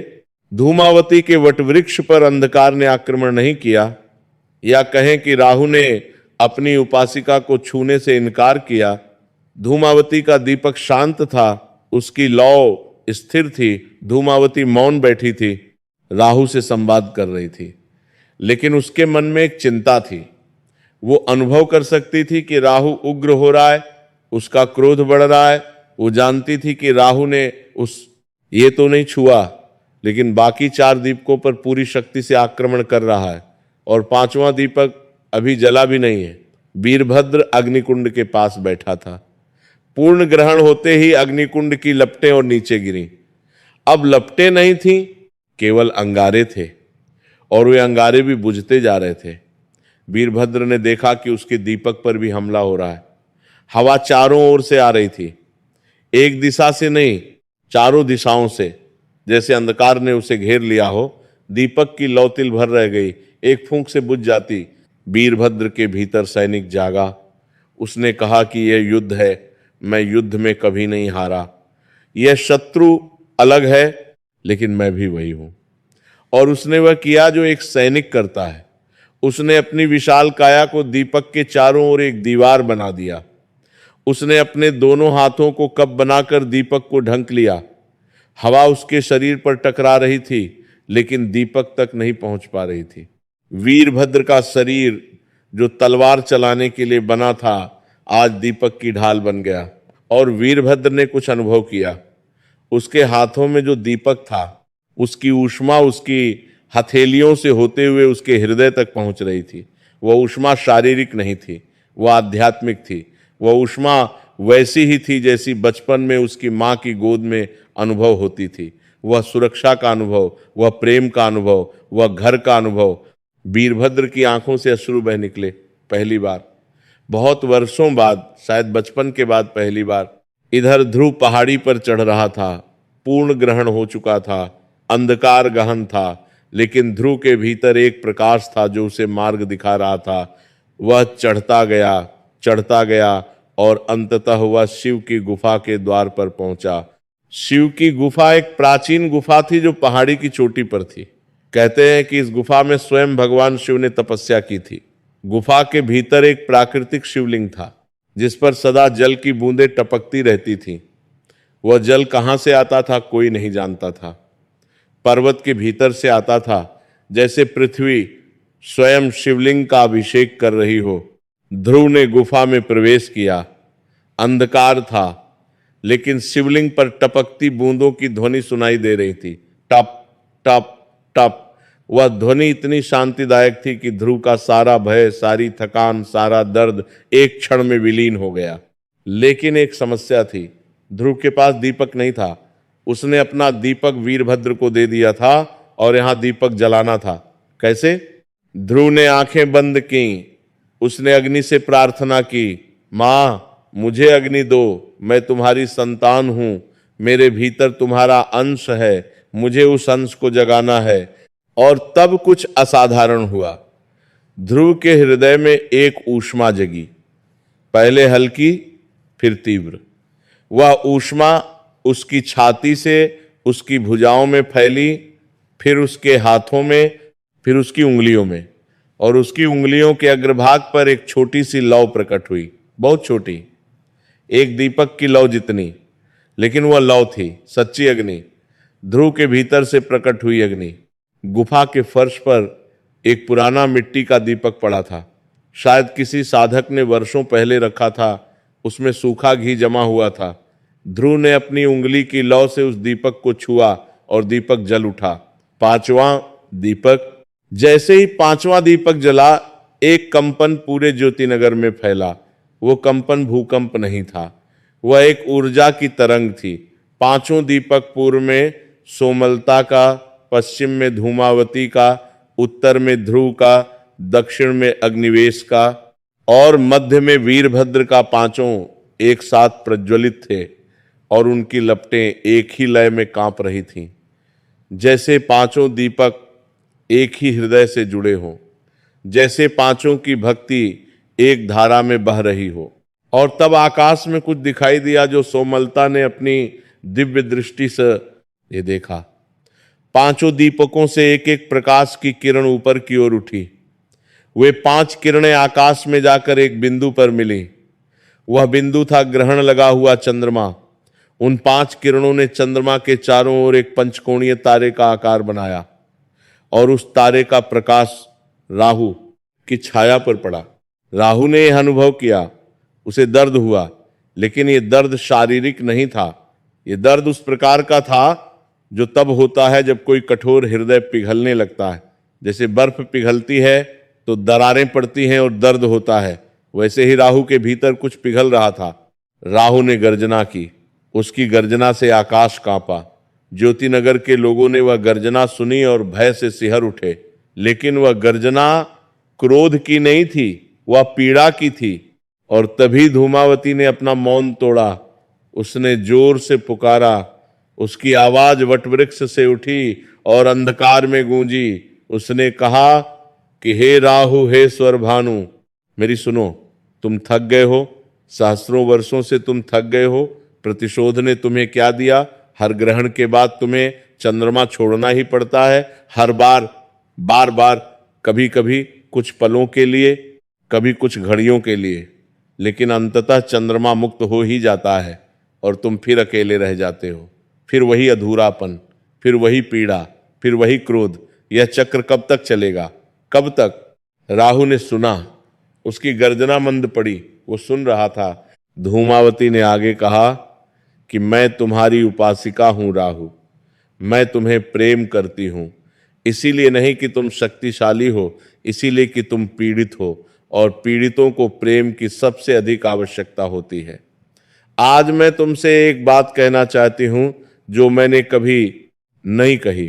तुम्हारा शीश कटा, ये सत्य है, तुम अधूरे हो, ये सत्य है, लेकिन अधूरापन अभिशाप नहीं है राहु। अधूरापन एक अवसर है। जब तक तुम पूर्ण थे तुमने छल किया, तुमने देवताओं का वेश धरा और अमृत चुराया। पूर्णता ने तुम्हें अहंकारी बनाया, लेकिन अधूरापन तुम्हें विनम्र बना सकता है। यदि तुम चाहो तो अधूरापन तुम्हें सिखा सकता है कि दूसरों की पीड़ा क्या होती है, क्योंकि जो स्वयं पीड़ित है वही दूसरों की पीड़ा समझ सकता है, और जो दूसरों की पीड़ा समझता है वही सच्चा दयालु बन सकता है। राहु, तुम दयालु बन सकते हो, तुम वह बन सकते हो जो ग्रहण न लगाए बल्कि ग्रहण से बचाए। तुम वह बन सकते हो जो अंधकार न लाए बल्कि अंधकार में साथ दे। क्या तुम प्रयास करोगे? हे श्रोताओं, यह सुनकर क्या हुआ आकाश में वह जो सोमलता ने देखा वह अविश्वसनीय था। राहु की छाया जो चंद्रमा पर पड़ रही थी वह कांपने लगी, जैसे राहु हिचकिचा रहा हो, जैसे उसके भीतर कोई द्वंद्व चल रहा हो। एक ओर सहस्रों वर्षों का क्रोध, प्रतिशोध, अहंकार, दूसरी ओर एक वृद्ध उपासिका का प्रेम, एक बालक का साहस, एक कन्या की दृढ़ता, एक वृद्ध साधक की भक्ति और एक योद्धा का परिवर्तन। और तभी ध्रुव ने शिव की गुफा में कुछ किया। उसने अपने दीपक के सामने बैठकर एक बात कही जो उसके बाल हृदय से निकली थी। उसने कहा कि हे राहु, मैं ध्रुव हूं, मैं अनाथ हूं, मेरे माँ बाप नहीं है, मुझे पता है अकेलापन क्या होता है, मुझे पता है अधूरापन क्या होता है। जब सब बच्चे अपनी माँ के साथ होते हैं तो मैं अकेला होता हूँ, जब सब बच्चे अपने पिता के कंधे पर बैठते हैं तो मैं अकेला खड़ा देखता हूँ। मैं तुम्हारा दर्द समझता हूँ राहु, तुम भी अकेले हो, तुम्हारा भी कोई नहीं है, तुम्हारा धड़ कहीं और है, तुम्हारा मस्तक कहीं और, तुम अपने आप से ही बिछड़े हुए हो, ये बहुत दुखद है। ध्रुव ने आगे कहा कि लेकिन मैंने एक बात सीखी है, अकेलापन तब तक है जब तक हम किसी को अपना नहीं मानते। मैंने अग्नि को अपनी मां मान लिया और मेरा अकेलापन समाप्त हो गया। तुम भी किसी को अपना मान लिया। ओ राहु, चंद्रमा को अपना शत्रु मत मानो, चंद्रमा को अपना मित्र मान लो। वह भी अकेला है आकाश में, तुम भी अकेले हो। दो अकेले मिलकर अकेले नहीं रहते। ये एक 10 वर्ष के बालक के शब्द थे, सरल, निश्चल, सत्य, बिना किसी मंत्र के, बिना किसी विद्या के, केवल हृदय के शब्द। और उन शब्दों में एक ऐसी शक्ति थी जो सहस्र मंत्रों से अधिक प्रभावशाली थी। आकाश में राहु की छाया रुक गई। एक क्षण के लिए सब स्थिर हो गया, हवा थम गई, ध्वनि रुक गई, जैसे पूरा ब्रह्मांड एक सांस रोककर प्रतीक्षा कर रहा हो। और फिर धीरे धीरे, बहुत धीरे धीरे राहु की छाया सरकने लगी। चंद्रमा के एक किनारे से प्रकाश की एक पतली रेखा दिखाई दी। ग्रहण मुक्त हो रहा था, लेकिन सामान्य ग्रहण मुक्ति में यह कुछ अलग था। सामान्यतः राहु चंद्रमा को छोड़ता है क्योंकि यही ग्रहों की गति का नियम है, लेकिन आज ऐसा लग रहा था जैसे राहु स्वयं पीछे हट रहा है, जैसे उसने निर्णय लिया हो कि आज वह चंद्रमा को जाने देगा, आज वह प्रतिशोध को त्यागेगा। चंद्रमा पर से छाया हटती गई, प्रकाश बढ़ता गया, और जैसे जैसे प्रकाश बढ़ा ज्योतिनगर में भी परिवर्तन होने लगा। हवा शांत हुई, ठंड कम हुई, शाश्वत अग्निकुंड के अंगारे फिर से लपट बने, दीपकों की लौ बड़ी हुई और लोगों के हृदय में जो भय था वह धीरे धीरे विलीन होने लगा। और तभी होलिका दहन स्थल पर एक अद्भुत घटना घटी। शाश्वत अग्निकुंड से एक अग्नि की धारा निकली। वह धारा जमीन पर बहती हुई मध्य चौक तक गई और होलिका के ढांचे तक पहुंची, और ढांचे में अग्नि लग गई, स्वयं, बिना किसी मशाल के, बिना किसी मनुष्य के। अग्निदेव ने स्वयं होलिका दहन किया। लोग स्तब्ध रह गए। फिर एक क्षण के सन्नाटे के बाद जय जयकार गूंज उठी। अग्निदेव की जय, शिव की जय, नर्मदा मैया की जय। होलिका की अग्नि आकाश की ओर लपकी। उसकी लपटें इतनी ऊंची थीं कि लगा मानो अग्नि आकाश को छूना चाहती है। और उन लपटों के प्रकाश में ज्योतिनगर जगमगा उठा। हर चेहरा प्रकाशित हो गया, हर आंख में अग्नि का प्रतिबिंब था, हर हृदय में भक्ति का ताप था। अग्निवेश अपने स्थान पर बैठे हुए मुस्कुरा रहे थे। उनकी आंखों से अश्रु बह रहे थे, लेकिन वे सुख के अश्रु थे। उनकी साधना सफल हुई थी। ज्योतिनगर बच गया था। सोमलता नर्मदा तट पर खड़ी थी। उसने देखा कि नर्मदा के जल में चंद्रमा का प्रतिबिंब वापस आ गया है। 2 चंद्रमा फिर से दिख रहे थे, एक ऊपर एक नीचे। ज्योतिनगर फिर से ज्योतिनगर था। धूमावती अपने वटवृक्ष के नीचे शांत बैठी थी। उसके चेहरे पर एक ऐसी शांति थी जो पहले कभी नहीं देखी गई। उसने अपनी आंखें खोली और आकाश की ओर देखा। चंद्रमा मुक्त था, राहु जा चुका था, लेकिन धूमावती ने कुछ अनुभव किया। राहु पूर्णतः नहीं गया था, उसने कुछ छोड़ा था। एक ऊर्जा, एक हल्की, मंद, लेकिन वास्तविक ऊर्जा। वह ऊर्जा करुणा की थी, राहु ने पहली बार करुणा अनुभव की थी और उस करुणा का एक अंश ज्योतिनगर की धरती पर छूट गया था। धूमावती ने उस ऊर्जा को अपने हृदय में संचित किया। यह उसके लिए सबसे बड़ा उपहार था। उसके आराध्य ने पहली बार कुछ दिया था, प्रतिशोध नहीं, करुणा। वीरभद्र अग्निकुंड के पास बैठा था, उसके हाथों में दीपक अभी भी जल रहा था। ग्रहण समाप्त हो चुका था, अंधकार का आक्रमण समाप्त हो चुका था, लेकिन वीरभद्र ने दीपक नहीं रखा। वह उसे पकड़े बैठा रहा। उसकी आंखें उस लौ पर टिकी थीं। उस लौ में उसे अपनी माँ दिख रही थी, अपना बचपन दिख रहा था। वह शाम दिख रही थी जब उसकी माँ दीपक जलाती थी और कहती थी कि बेटा, अंधेरा कितना भी गहरा हो, एक दीपक काफी है। वीरभद्र ने आज वह बात समझी जो उसकी माँ ने वर्षों पहले कही थी। उसके बगल में खड़े एक सैनिक ने कहा कि सेनापति, ग्रहण समाप्त हो गया, अब दीपक रख दीजिए। वीरभद्र ने कहा, आ कि नहीं, ये दीपक मैं नहीं रखूंगा, ये मेरी नई तलवार है और इसे मैं सदा अपने पास रखूंगा। सैनिक ने कुछ नहीं समझा, लेकिन वीरभद्र ने सब कुछ समझ लिया था। और ध्रुव, वह शिव की गुफा में बैठा था, दीपक जल रहा था, शिवलिंग पर जल की बूंदें टपक रही थीं, टप टप टप। ध्रुव ने आंखें बंद की और एक गहरी शांति अनुभव की। उसे लगा कि गुफा में वह अकेला नहीं है, कोई बहुत बड़ी, बहुत शांत, बहुत प्रेमपूर्ण उपस्थिति। शायद शिव, शायद अग्नि, शायद वह शक्ति जिसे लोग ईश्वर कहते हैं। ध्रुव ने मुस्कुराकर कहा कि धन्यवाद, बस इतना, धन्यवाद। रात बीती, प्रभात हुआ। सूर्य की पहली किरणें नर्मदा के जल पर पड़ी और जल स्वर्ण हो गया। ज्योतिनगर में एक नए दिन का आरंभ हुआ, लेकिन यह दिन सामान्य नहीं था, यह होली का दिन था। और इस होली पर ज्योतिनगर ने एक रात पहले जो अनुभव किया था, उसने सबको बदल दिया था। लोग सुबह रंग खेलने निकले, लेकिन उनके चेहरों पर रंगों से पहले एक आभा थी। वह आभा उस रात की थी जब उन्होंने अंधकार को देखा और उससे पार पाया। बच्चे उछल रहे थे, रंग फेंक रहे थे, पिचकारियां चला रहे थे, बुजुर्ग एक दूसरे को गुलाल लगा रहे थे, युवक ढोल बजा रहे थे, स्त्रियां गा रही थी और बीच बीच में सब एक दूसरे को गले लगा रहे थे। होली है, प्रेम की होली, भक्ति की होली, परिवर्तन की होली। दोपहर को शाश्वत अग्निकुंड के समक्ष एक सभा हुई। महर्षि अग्निवेश ने सबको बुलाया था। सोमलता आई, वीरभद्र आया, ध्रुव आया और धूमावती भी आई। इन पांचों के अलावा नगर के प्रमुख लोग भी उपस्थित थे। अग्निवेश वृद्ध थे, लेकिन आज उनके चेहरे पर एक नया तेज था। रात की साधना ने उन्हें थका दिया था, लेकिन उनकी आत्मा पहले से अधिक प्रकाशमान थी। उन्होंने सबको संबोधित किया। उन्होंने कहा कि हे ज्योतिनगर वासियों, कल रात जो हुआ वह कोई साधारण घटना नहीं थी कि अल रात इस नगर की परीक्षा हुई और हम उत्तीर्ण हुए। लेकिन यह उत्तीर्ण होना 5 लोगों के कारण हुआ, जो 5 दीपक लेकर अंधकार में खड़े रहे।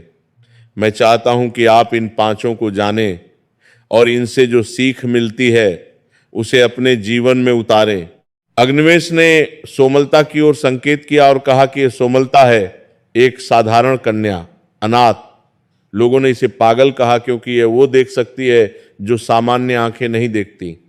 लेकिन कल रात इसकी उसी दृष्टि ने हमें बचाया। इसने नर्मदा के संगम स्थल पर दीपक जलाए रखा।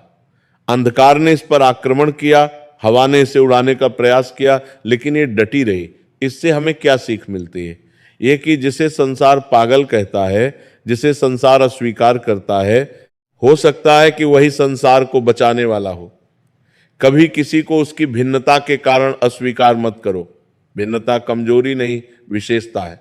फिर अग्निवेश ने वीरभद्र की ओर देखा और कहा कि यह सेनापति वीरभद्र है, इस नगर का सबसे बलवान व्यक्ति। इसने जीवन भर तलवार पर भरोसा किया, भक्ति को कमजोरी माना।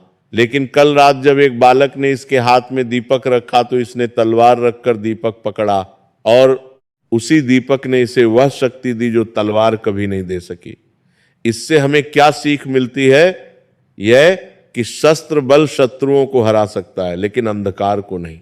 अंधकार को हराने के लिए प्रकाश चाहिए और प्रकाश भक्ति से आता है। जो योद्धा है वो भक्ति करे तो अजय बन जाता है, क्योंकि उसके एक हाथ में तलवार होती है शत्रुओं के लिए और दूसरे हाथ में दीपक होता है अंधकार के लिए। वीरभद्र ने सिर झुकाया, उसकी आंखें नम थीं।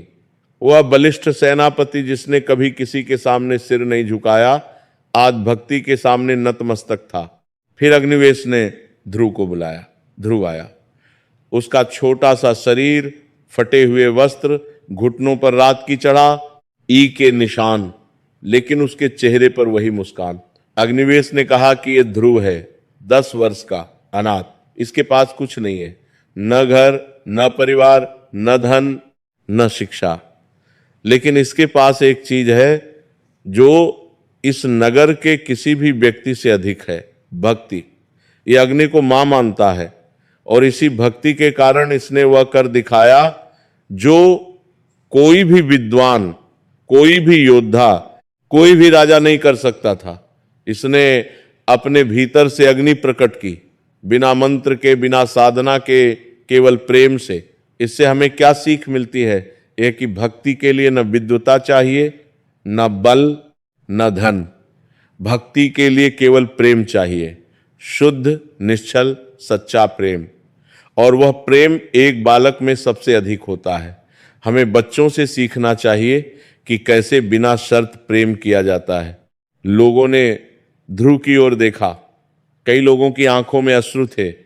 वह बालक जिसे लोग अनदेखा करते थे, जिसे कभी कभी दुत्कार देते थे, वही बालक कल रात उनका रक्षक बना। और फिर अग्निवेश ने धूमावती की ओर देखा। लोगों में फुसफुसाहट हुई। धूमावती, वह चुड़ैल, वह पागल बुढ़िया, वह यहां क्या कर रही है? अग्निवेश ने हाथ उठाकर सबको शांत किया और कहा कि यह धूमावती है। तुम सब इसे चुड़ैल कहते हो, पागल कहते हो, इससे डरते हो, लेकिन कल रात इसने वह किया जो कोई ज्योतिषी नहीं कर सकता, कोई पुजारी नहीं कर सकता, कोई मंत्री नहीं कर सकता। इसने राहु से संवाद किया। इसने राहु को वह सुनाया जो राहु ने सहस्त्रों वर्षों में नहीं सुना था, और राहु ने सुना। राहु ने सुनकर अपनी छाया हटाई। क्या तुम जानते हो यह कितना बड़ा चमत्कार है? किसी ने शस्त्र से नहीं, मंत्र से नहीं, शक्ति से नहीं, बल्कि प्रेम से राहु का हृदय बदला। और यह किया इस वृद्धा ने जिसे तुम सब तुच्छ मानते हो। अग्निवेश ने आगे कहा कि धूमावती राहु की उपासिका है। तुम में से कई लोग इसे अशुभ मानते हैं, लेकिन मैं पूछता हूं कि क्या राहु अशुभ है? राहु ब्रह्मांड का अंग है, जैसे चंद्रमा है, सूर्य है, बृहस्पति है, शुक्र है। हम सूर्य की पूजा करते हैं क्योंकि वह प्रकाश देता है। हम चंद्रमा की पूजा करते हैं क्योंकि वह शीतलता देता है। तो राहु को भी सम्मान क्यों नहीं दे? राहु अंधकार देता है और अंधकार भी आवश्यक है। बिना अंधकार के प्रकाश का मूल्य नहीं, बिना रात के दिन का आनंद नहीं, बिना ग्रहण के चंद्रमा की मुक्ति का उत्सव नहीं। राहु हमें परीक्षा देता है और परीक्षा ही हमें मजबूत बनाती है। धूमावती ने यह सुना और उसकी आंखों से अश्रु बहे। जीवन भर उसे अपमानित किया गया, तिरस्कृत किया गया। आज पहली बार किसी ने उसके आराध्य का सम्मान किया, उसके विश्वास का सम्मान किया, उसके अस्तित्व का सम्मान किया। अग्निवेश ने अंत में कहा कि और मैं 5वां व्यक्ति था। ऋषि दीप्तांशु की समाधि पर मैंने दीपक जलाए रखा, लेकिन मैं कोई विशेष नहीं हूं। मैं केवल एक वाहक हूं, दीप्तांशु की परंपरा का वाहक। और आज मैं यह घोषणा करता हूं कि मेरे बाद इस परंपरा के वाहक ये चारों होंगे। सोमलता, वीरभद्र, ध्रुव और धूमावती, ये चारों मिलकर शाश्वत अग्निकुंड की रक्षा करेंगे, क्योंकि अग्निकुंड को बचाने के लिए 4 गुण चाहिए। दृष्टि जो सोमलता के पास है, साहस जो वीरभद्र के पास है, भक्ति जो ध्रुव के पास है, और करुणा जो धूमावती के पास है।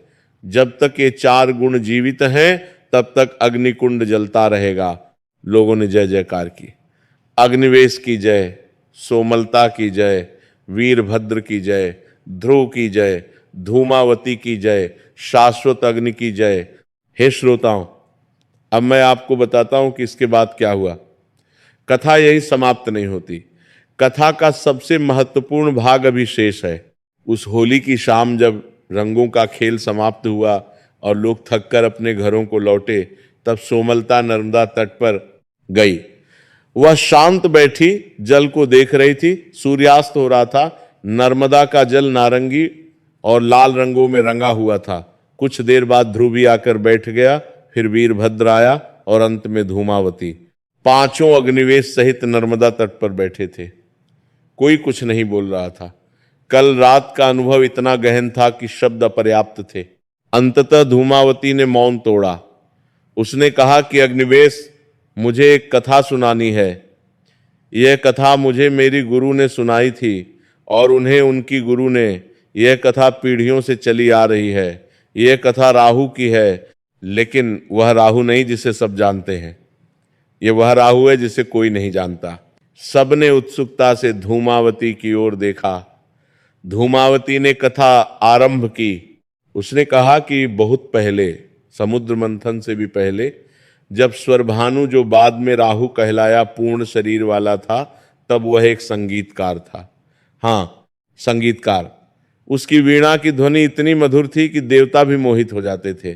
स्वरभानु का अर्थ ही है स्वरों की आभा। उसका नाम उसके संगीत के कारण पड़ा था। वह गाता था और तारे थम जाते थे। वह वीणा बजाता था और नदियां रुक जाती थीं। उसका संगीत इतना शुद्ध, इतना दिव्य, इतना सुंदर था कि कहते हैं कि स्वयं सरस्वती ने एक बार कहा था कि स्वरभानु का संगीत मेरी वीणा से भी श्रेष्ठ है। लेकिन स्वरभानु असुर कुल में जन्मा था और देवता असुरों से संगीत की प्रशंसा नहीं सुनना चाहते थे। उन्हें यह स्वीकार नहीं था कि एक असुर उनसे श्रेष्ठ कुछ भी हो सकता है। इसलिए उन्होंने स्वरभानु को कभी सम्मान नहीं दिया, उसे सभाओं में नहीं बुलाया, उसके संगीत को अनसुना किया। और जब समुद्र मंथन हुआ तो अमृत केवल देवताओं को दिया गया, असुरों को नहीं। स्वरभानु ने सोचा कि यह अन्याय है। सबने मिलकर मंथन किया, लेकिन अमृत केवल एक पक्ष को, यह ठीक नहीं है। इसलिए स्वरभानु ने देवता का आवेश धरा और अमृत की पंक्ति में बैठ गया। जब अमृत उसके कंठ तक पहुंचा, तब चंद्रमा और सूर्य ने उसे पहचान लिया और भगवान विष्णु को बताया। विष्णु ने सुदर्शन चक्र से उसका शीश काट दिया। अमृत कंठ तक पहुंच चुका था, इसीलिए शीश अमर हो गया, यही राहु बना। और धड़ जिसमें हृदय था, जिसमें वे हाथ थे जो वीणा बजाते थे, वह केतु बना। धूमावती ने कहा कि अब सोचो, एक संगीतकार जिसके हाथ छीन लिए गए, एक स्वर की आभा जिसका कंठ धड़ से अलग कर दिया गया, वह अब गा नहीं सकता क्योंकि उसका कंठ अधूरा है, ध्वनि निकलती है लेकिन संगीत नहीं बनता। वह वीणा नहीं बजा सकता क्योंकि हाथ नहीं है, उसका संगीत सदा के लिए समाप्त हो गया। और जिसने उसे पहचाना चंद्रमा, उसी से राहु को सबसे अधिक क्रोध है, क्योंकि चंद्रमा ने केवल उसकी पहचान नहीं उजागर की, चंद्रमा ने उसका संगीत छीन लिया। यदि चंद्रमा ने न बताया होता तो स्वरभानु अमृत पी लेता, अमर हो जाता और अपना संगीत सदा जारी रख पाता, लेकिन चंद्रमा ने वह छीन लिया। इसलिए राहु हर ग्रहण पर चंद्रमा को ग्रसता है, प्रतिशोध नहीं, वो अपना संगीत खोजता है। वो चंद्रमा को निगल कर यह अनुभव करना चाहता है कि शायद चंद्रमा के भीतर उसका खोया हुआ संगीत मिल जाए, लेकिन नहीं मिलता, कभी नहीं मिलता। इसलिए वो हर बार चंद्रमा को छोड़ देता है निराश होकर, और फिर प्रतीक्षा करता है अगले ग्रहण की। यह सुनकर सबकी आंखों में अश्रु थे। ध्रुव रो रहा था, सोमलता का हृदय द्रवित था, वीरभद्र की आंखें भी नम थीं। दूसरी बार एक दिन में अग्निवेश ने कहा कि धूमावती, यह कथा मैंने कभी नहीं सुनी, यह कथा किसी ग्रंथ में नहीं है। धूमावती ने कहा कि क्योंकि यह कथा विजेताओं ने नहीं लिखी, यह कथा पराजितों की है, और पराजितों की कथाएं ग्रंथों में नहीं लिखी जाती, वे मौखिक परंपरा में जीवित रहती हैं, पीढ़ी दर पीढ़ी। उन लोगों की ये बीच जो स्वयं पराजित है, तिरस्कृत है, अस्वीकृत है। सोमलता ने पूछा कि मां, तो क्या राहु को कभी उसका संगीत वापस मिल सकता है? धूमावती ने कहा कि ये प्रश्न मैंने अपने गुरु से पूछा था। उन्होंने कहा था कि जिस दिन राहु प्रतिशोध त्यागेगा, उस दिन उसे एक नया संगीत मिलेगा। वो पुराना संगीत नहीं होगा जो वीणा से निकलता था, वो एक नया संगीत होगा जो करुणा से निकलेगा, और वो संगीत पुराने से भी अधिक सुंदर होगा। क्योंकि पीड़ा से जो संगीत जन्मता है वह सबसे गहरा, सबसे सच्चा, सबसे मर्मस्पर्शी संगीत होता है। ध्रुव ने अचानक कहा कि मां, कल रात जब मैं शिव की गुफा में था, जब ग्रहण समाप्त हो रहा था, तब मैंने एक ध्वनि सुनी, बहुत हल्की, बहुत मंद, लेकिन बहुत सुंदर, जैसे कोई बहुत दूर से गा रहा हो। वह ध्वनि इतनी मधुर थी कि मेरा हृदय भर आया। क्या वह राहु का संगीत था? धूमावती ने ध्रुव को देखा, उसकी आंखों में एक चमक आई। उसने कहा कि शायद बालक, शायद कल रात जब राहु ने पहली बार करुणा अनुभव की, तब उसके भीतर से संगीत का एक स्वर निकला हो, बहुत हल्का, बहुत अधूरा, लेकिन एक आरंभ। और शायद यही वह क्षण था जिसकी मेरी गुरु ने बात की थी। शायद कल रात राहु के परिवर्तन का पहला कदम था। अग्निवेश ने गहरी सांस ली और कहा कि यदि यह सत्य है तो कल की रात केवल ज्योति नगर के लिए नहीं, पूरे ब्रह्मांड के लिए महत्वपूर्ण थी। क्योंकि यदि राहु बदले तो ग्रहण का अर्थ ही बदल जाएगा। ग्रहण अब अशुभ नहीं रहेगा। ग्रहण वह क्षण होगा जब राहु अपने खोए हुए संगीत का एक स्वर गाने का प्रयास करेगा, और हम सब उस स्वर को सुनकर कह सकेंगे कि हां राहु, हम सुन रहे हैं, गाओ गाओ और स्वस्थ हो जाओ। सूर्य ढल चुका था, संध्या हो गई थी। नर्मदा का जल अब गहरे नीले रंग का हो गया था और पूर्व दिशा में चंद्रमा उदय हो रहा था। कल रात का चंद्रमा नहीं, आज का चंद्रमा मुक्त, प्रकाशमान, पूर्ण, और शायद शायद उसके प्रकाश में एक नई कोमलता थी। जैसे चंद्रमा जानता हो कि कल रात कुछ बदला है, जैसे चंद्रमा ने भी राहु की पीड़ा को अनुभव किया हो और उसके हृदय में भी करुणा जगी हो। सोमलता ने अपनी दिव्य दृष्टि से चंद्रमा को देखा। उसने देखा कि चंद्रमा के चारों ओर जो नीला वलय कल दिखा था, राहु की उपस्थिति का संकेत, वह आज भी था, लेकिन आज उसका रंग बदला हुआ था। कल वह गहरा नीला था, लगभग काला, जो क्रोध और प्रतिशोध का रंग था। आज वो हल्का नीला था, आसमानी, जो शांति और करुणा का रंग था। राहु अभी भी चंद्रमा के निकट था, लेकिन अब शत्रु के रूप में नहीं, शायद एक ऐसे प्राणी के रूप में जो अपने खोए हुए संगीत की एक झलक पा गया है और उस झलक के प्रकाश में बैठा हुआ है। सोमलता ने मुस्कुराकर कहा कि कथा अभी समाप्त नहीं हुई है, ये तो बस आरंभ है। अग्निवेश ने कहा कि हाँ सोमलता, ये आरंभ है और इस आरंभ को जारी रखना हम सबकी जिम्मेदारी है। हे श्रोताओं, अब मैं आपको बताता हूं कि उसके बाद ज्योतिनगर में क्या परिवर्तन हुए। सबसे पहले शाश्वत अग्निकुंड के निकट एक नवग्रह मंडल की स्थापना हुई। इसमें 9 ग्रहों की मूर्तियां स्थापित की गई। सूर्य, चंद्र, मंगल, बुध, बृहस्पति, शुक्र, शनि, राहु और केतु। राहु की मूर्ति अन्य मूर्तियों से भिन्न थी। अन्य मूर्तियां पारंपरिक शैली में बनी थीं, लेकिन राहु की मूर्ति में एक वीणा थी। हां, वीणा, क्योंकि ज्योतिनगर के लोग अब जानते थे कि राहु कभी संगीतकार था और उन्होंने राहु को उसकी पीड़ा से नहीं, उसकी प्रतिभा से पहचानने का निर्णय किया। वह मूर्ति एक मस्तक की थी जिसके सामने एक वीणा रखी थी। वह वीणा जिसे राहु अब बजा नहीं सकता, लेकिन जिसकी स्मृति उसके भीतर सदा जीवित है। दूसरा परिवर्तन, ज्योतिनगर में एक नई परंपरा शुरू हुई। हर होली पर 5 दीपक जय लाए जाते नगर के 5 पवित्र स्थानों पर। यह परंपरा उस रात की स्मृति में थी जब 5 लोगों ने 5 दीपक जलाकर नगर को बचाया, और वे 5 दीपक 5 गुणों के प्रतीक बने: दृष्टि, साहस, भक्ति, करुणा और ज्ञान। तीसरा परिवर्तन, वीरभद्र ने अपनी सेना में एक नया नियम बनाया। हर सैनिक को शस्त्र प्रशिक्षण के साथ भक्ति का प्रशिक्षण भी दिया जाता। हर सुबह शस्त्र अभ्यास से पहले सैनिक अग्निकुंड के सामने दीपक जलाते और प्रार्थना करते। वीरभद्र कहता कि तलवार शरीर को मजबूत करती है, भक्ति आत्मा को, और जो सैनिक दोनों में पारंगत हो वही सच्चा योद्धा है। चौथा परिवर्तन, धूमावती को नगर में सम्मान मिला। लोगों ने उसे मां कहना शुरू किया। वह वटवृक्ष के नीचे एक छोटा सा आश्रम बन गया जहां लोग आते और धूमावती से अपने दुख सुनाते। धूमावती सुनती, कभी कभी कोई जड़ी बूटी देती, कभी कभी कोई मंत्र बताती, लेकिन अधिकतर वो बस सुनती और लोगों को लगता कि सुनने मात्र से उनका दुख हल्का हो गया, क्योंकि जो स्वयं पीड़ित रहा है वह दूसरों की पीड़ा सबसे अच्छे से सुन सकता है। पांचवां परिवर्तन, ध्रुव अनाथ नहीं रहा। अग्निवेश ने उसे अपना शिष्य और पुत्र दोनों बना लिया। ध्रुव अग्निवेश के साथ रहने लगा, उनसे विद्या सीखने लगा, लेकिन ध्रुव ने एक शर्त रखी, वह हर शाम अग्निकुंड के पास बैठेगा जैसे वह पहले बैठता था, क्योंकि अग्नि उसकी मां है और मां से मिलना कोई नहीं रोक सकता। अग्निवेश ने हंसकर कहा कि बालक, मैं तुम्हें अग्नि से कभी नहीं छीनूंगा, तुम जब चाहो अपनी मां से मिलो। और सोमलता ने एक विशेष कार्य किया। उसने अपनी दिव्य दृष्टि का उपयोग करके एक ग्रंथ लिखना आरंभ किया।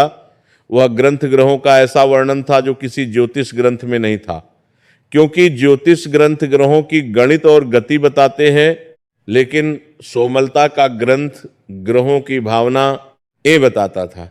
हाँ, भावनाएं, सूर्य का गर्व, चंद्रमा की कोमलता, मंगल का क्रोध, बुध की चंचलता, बृहस्पति का ज्ञान, शुक्र का प्रेम, शनि का अनुशासन, राहु की पीड़ा और केतु का वैराग्य।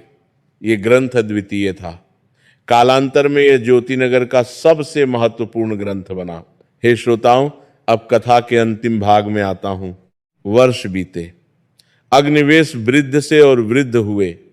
एक दिन उन्होंने सोमलता, वीरभद्र, ध्रुव और धूमावती को बुलाया। उन्होंने कहा कि मेरा समय आ गया है, मैं जा रहा हूं, लेकिन जाने से पहले मुझे एक अंतिम बात कहनी है।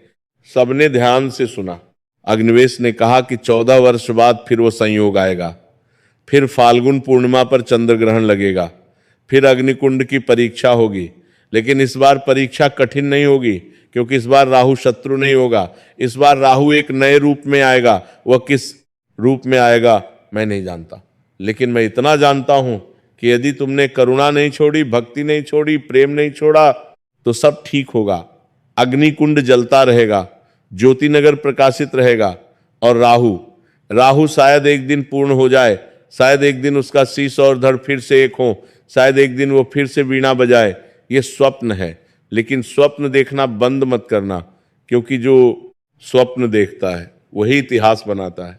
अग्निवेश ने अपने चारों शिष्यों को आशीर्वाद दिया और उस रात शाश्वत अग्निकुंड के सामने बैठे बैठे मंत्रोच्चार करते करते महर्षि अग्निवेश ने अपनी अंतिम सांस ली। उनका शरीर शांत हो गया, लेकिन अग्निकुंड की लपटें उस क्षण ऊंची उठीं, इतनी ऊंची कि लगा मानो अग्नि आकाश को चूम रही है।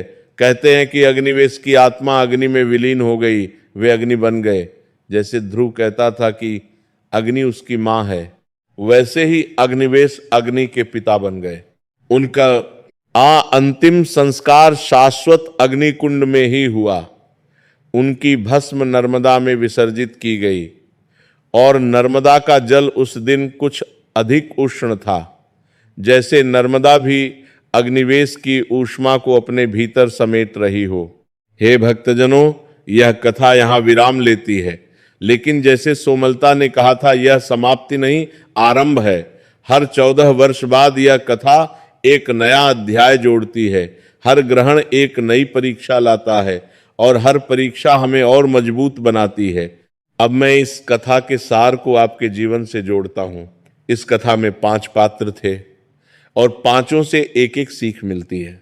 महर्षि अग्निवेश से सीख मिलती है कि ज्ञान और भक्ति साथ साथ चल सकते हैं। वे विद्वान थे लेकिन विनम्र थे, वे शक्तिशाली थे लेकिन अहंकारी नहीं थे। उन्होंने अपना जीवन अग्निकुंड की रक्षा में लगा दिया बिना किसी प्रसिद्धि की चाह के। हमें भी अपने कर्तव्य का पालन करना चाहिए बिना यश की अपेक्षा के। सोमलता से सीख मिलती है कि जो दृष्टि ईश्वर ने दी है उसे संभाल कर रखो। संसार चाहे पागल कहे, चाहे अस्वीकार करे, लेकिन अपनी विशेषता को कभी मत छोड़ो। एक दिन वही विशेषता संसार को बचाएगी। वीरभद्र से सीख मिलती है कि बदलना कमजोरी नहीं है।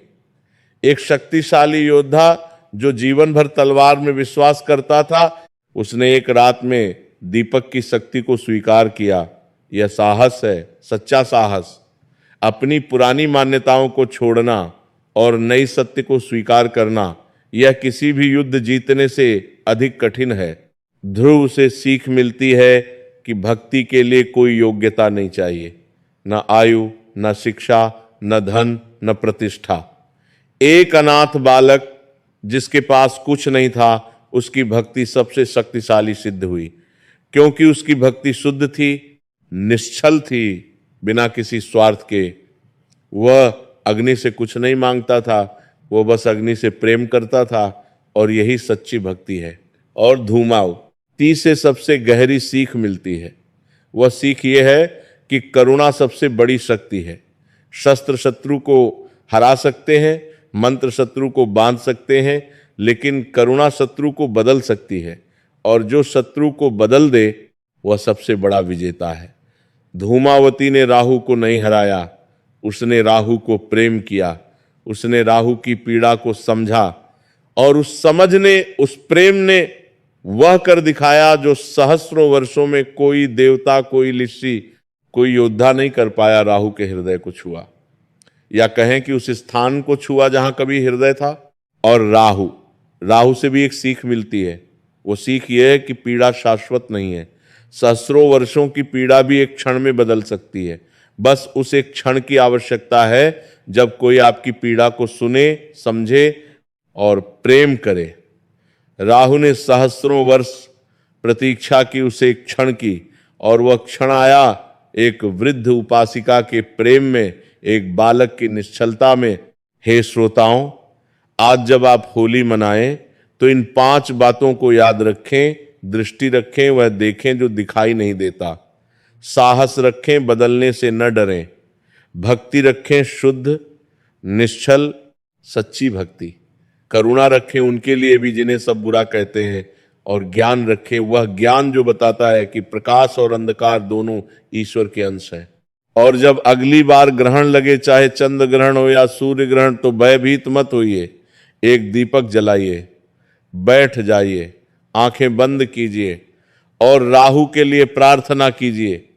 कहिए कि हे राहु, हे स्वरभानु, तुम्हारा संगीत अभी भी जीवित है, तुम्हारी वीणा की ध्वनि अभी भी ब्रह्मांड में गूंजती है। तुम अधूरे हो लेकिन तुम्हारा संगीत पूर्ण है। एक दिन तुम भी पूर्ण होगे, और उस दिन ग्रहण नहीं लगेगा। उस दिन चंद्रमा और राहु साथ साथ चमकेंगे। उस दिन आकाश में एक नया संगीत गूंजेगा। वह संगीत प्रतिशोध का नहीं, क्षमा का हो। वह संगीत पीड़ा का नहीं, प्रेम का होगा। और वह संगीत इतना मधुर होगा कि तारे थम जाएंगे, नदियां रुक जाएंगी, और पूरा ब्रह्मांड एक क्षण के लिए मौन होकर सुनेगा। उस दिन तक हम दीपक जलाते रहेंगे, अंधकार में प्रकाश रखते रहेंगे, और राहु के लिए प्रार्थना करते रहेंगे, क्योंकि हम ज्योति नगर के लोग हैं। हम प्रकाश के उपासक हैं, और प्रकाश का सच्चा उपासक वही है जो अंधकार से भी प्रेम करे।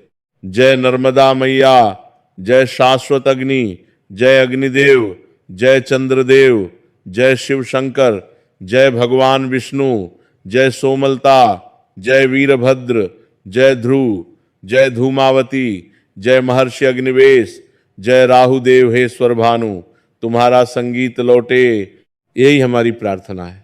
और सबसे अंत में जय होली, जय फाल्गुन पूर्णिमा, जय उस दुर्लभ संयोग की जो 14 वर्षों बाद लौटा है, और जय उस दीपक की जो अंधकार में भी जलता रहता है। ओम नमः शिवाय, ओम नमो नारायणाय, ओम अग्नये नमः, ओम सोमाय नमः, ओम राहवे नमः। होली की हार्दिक शुभकामनाएं।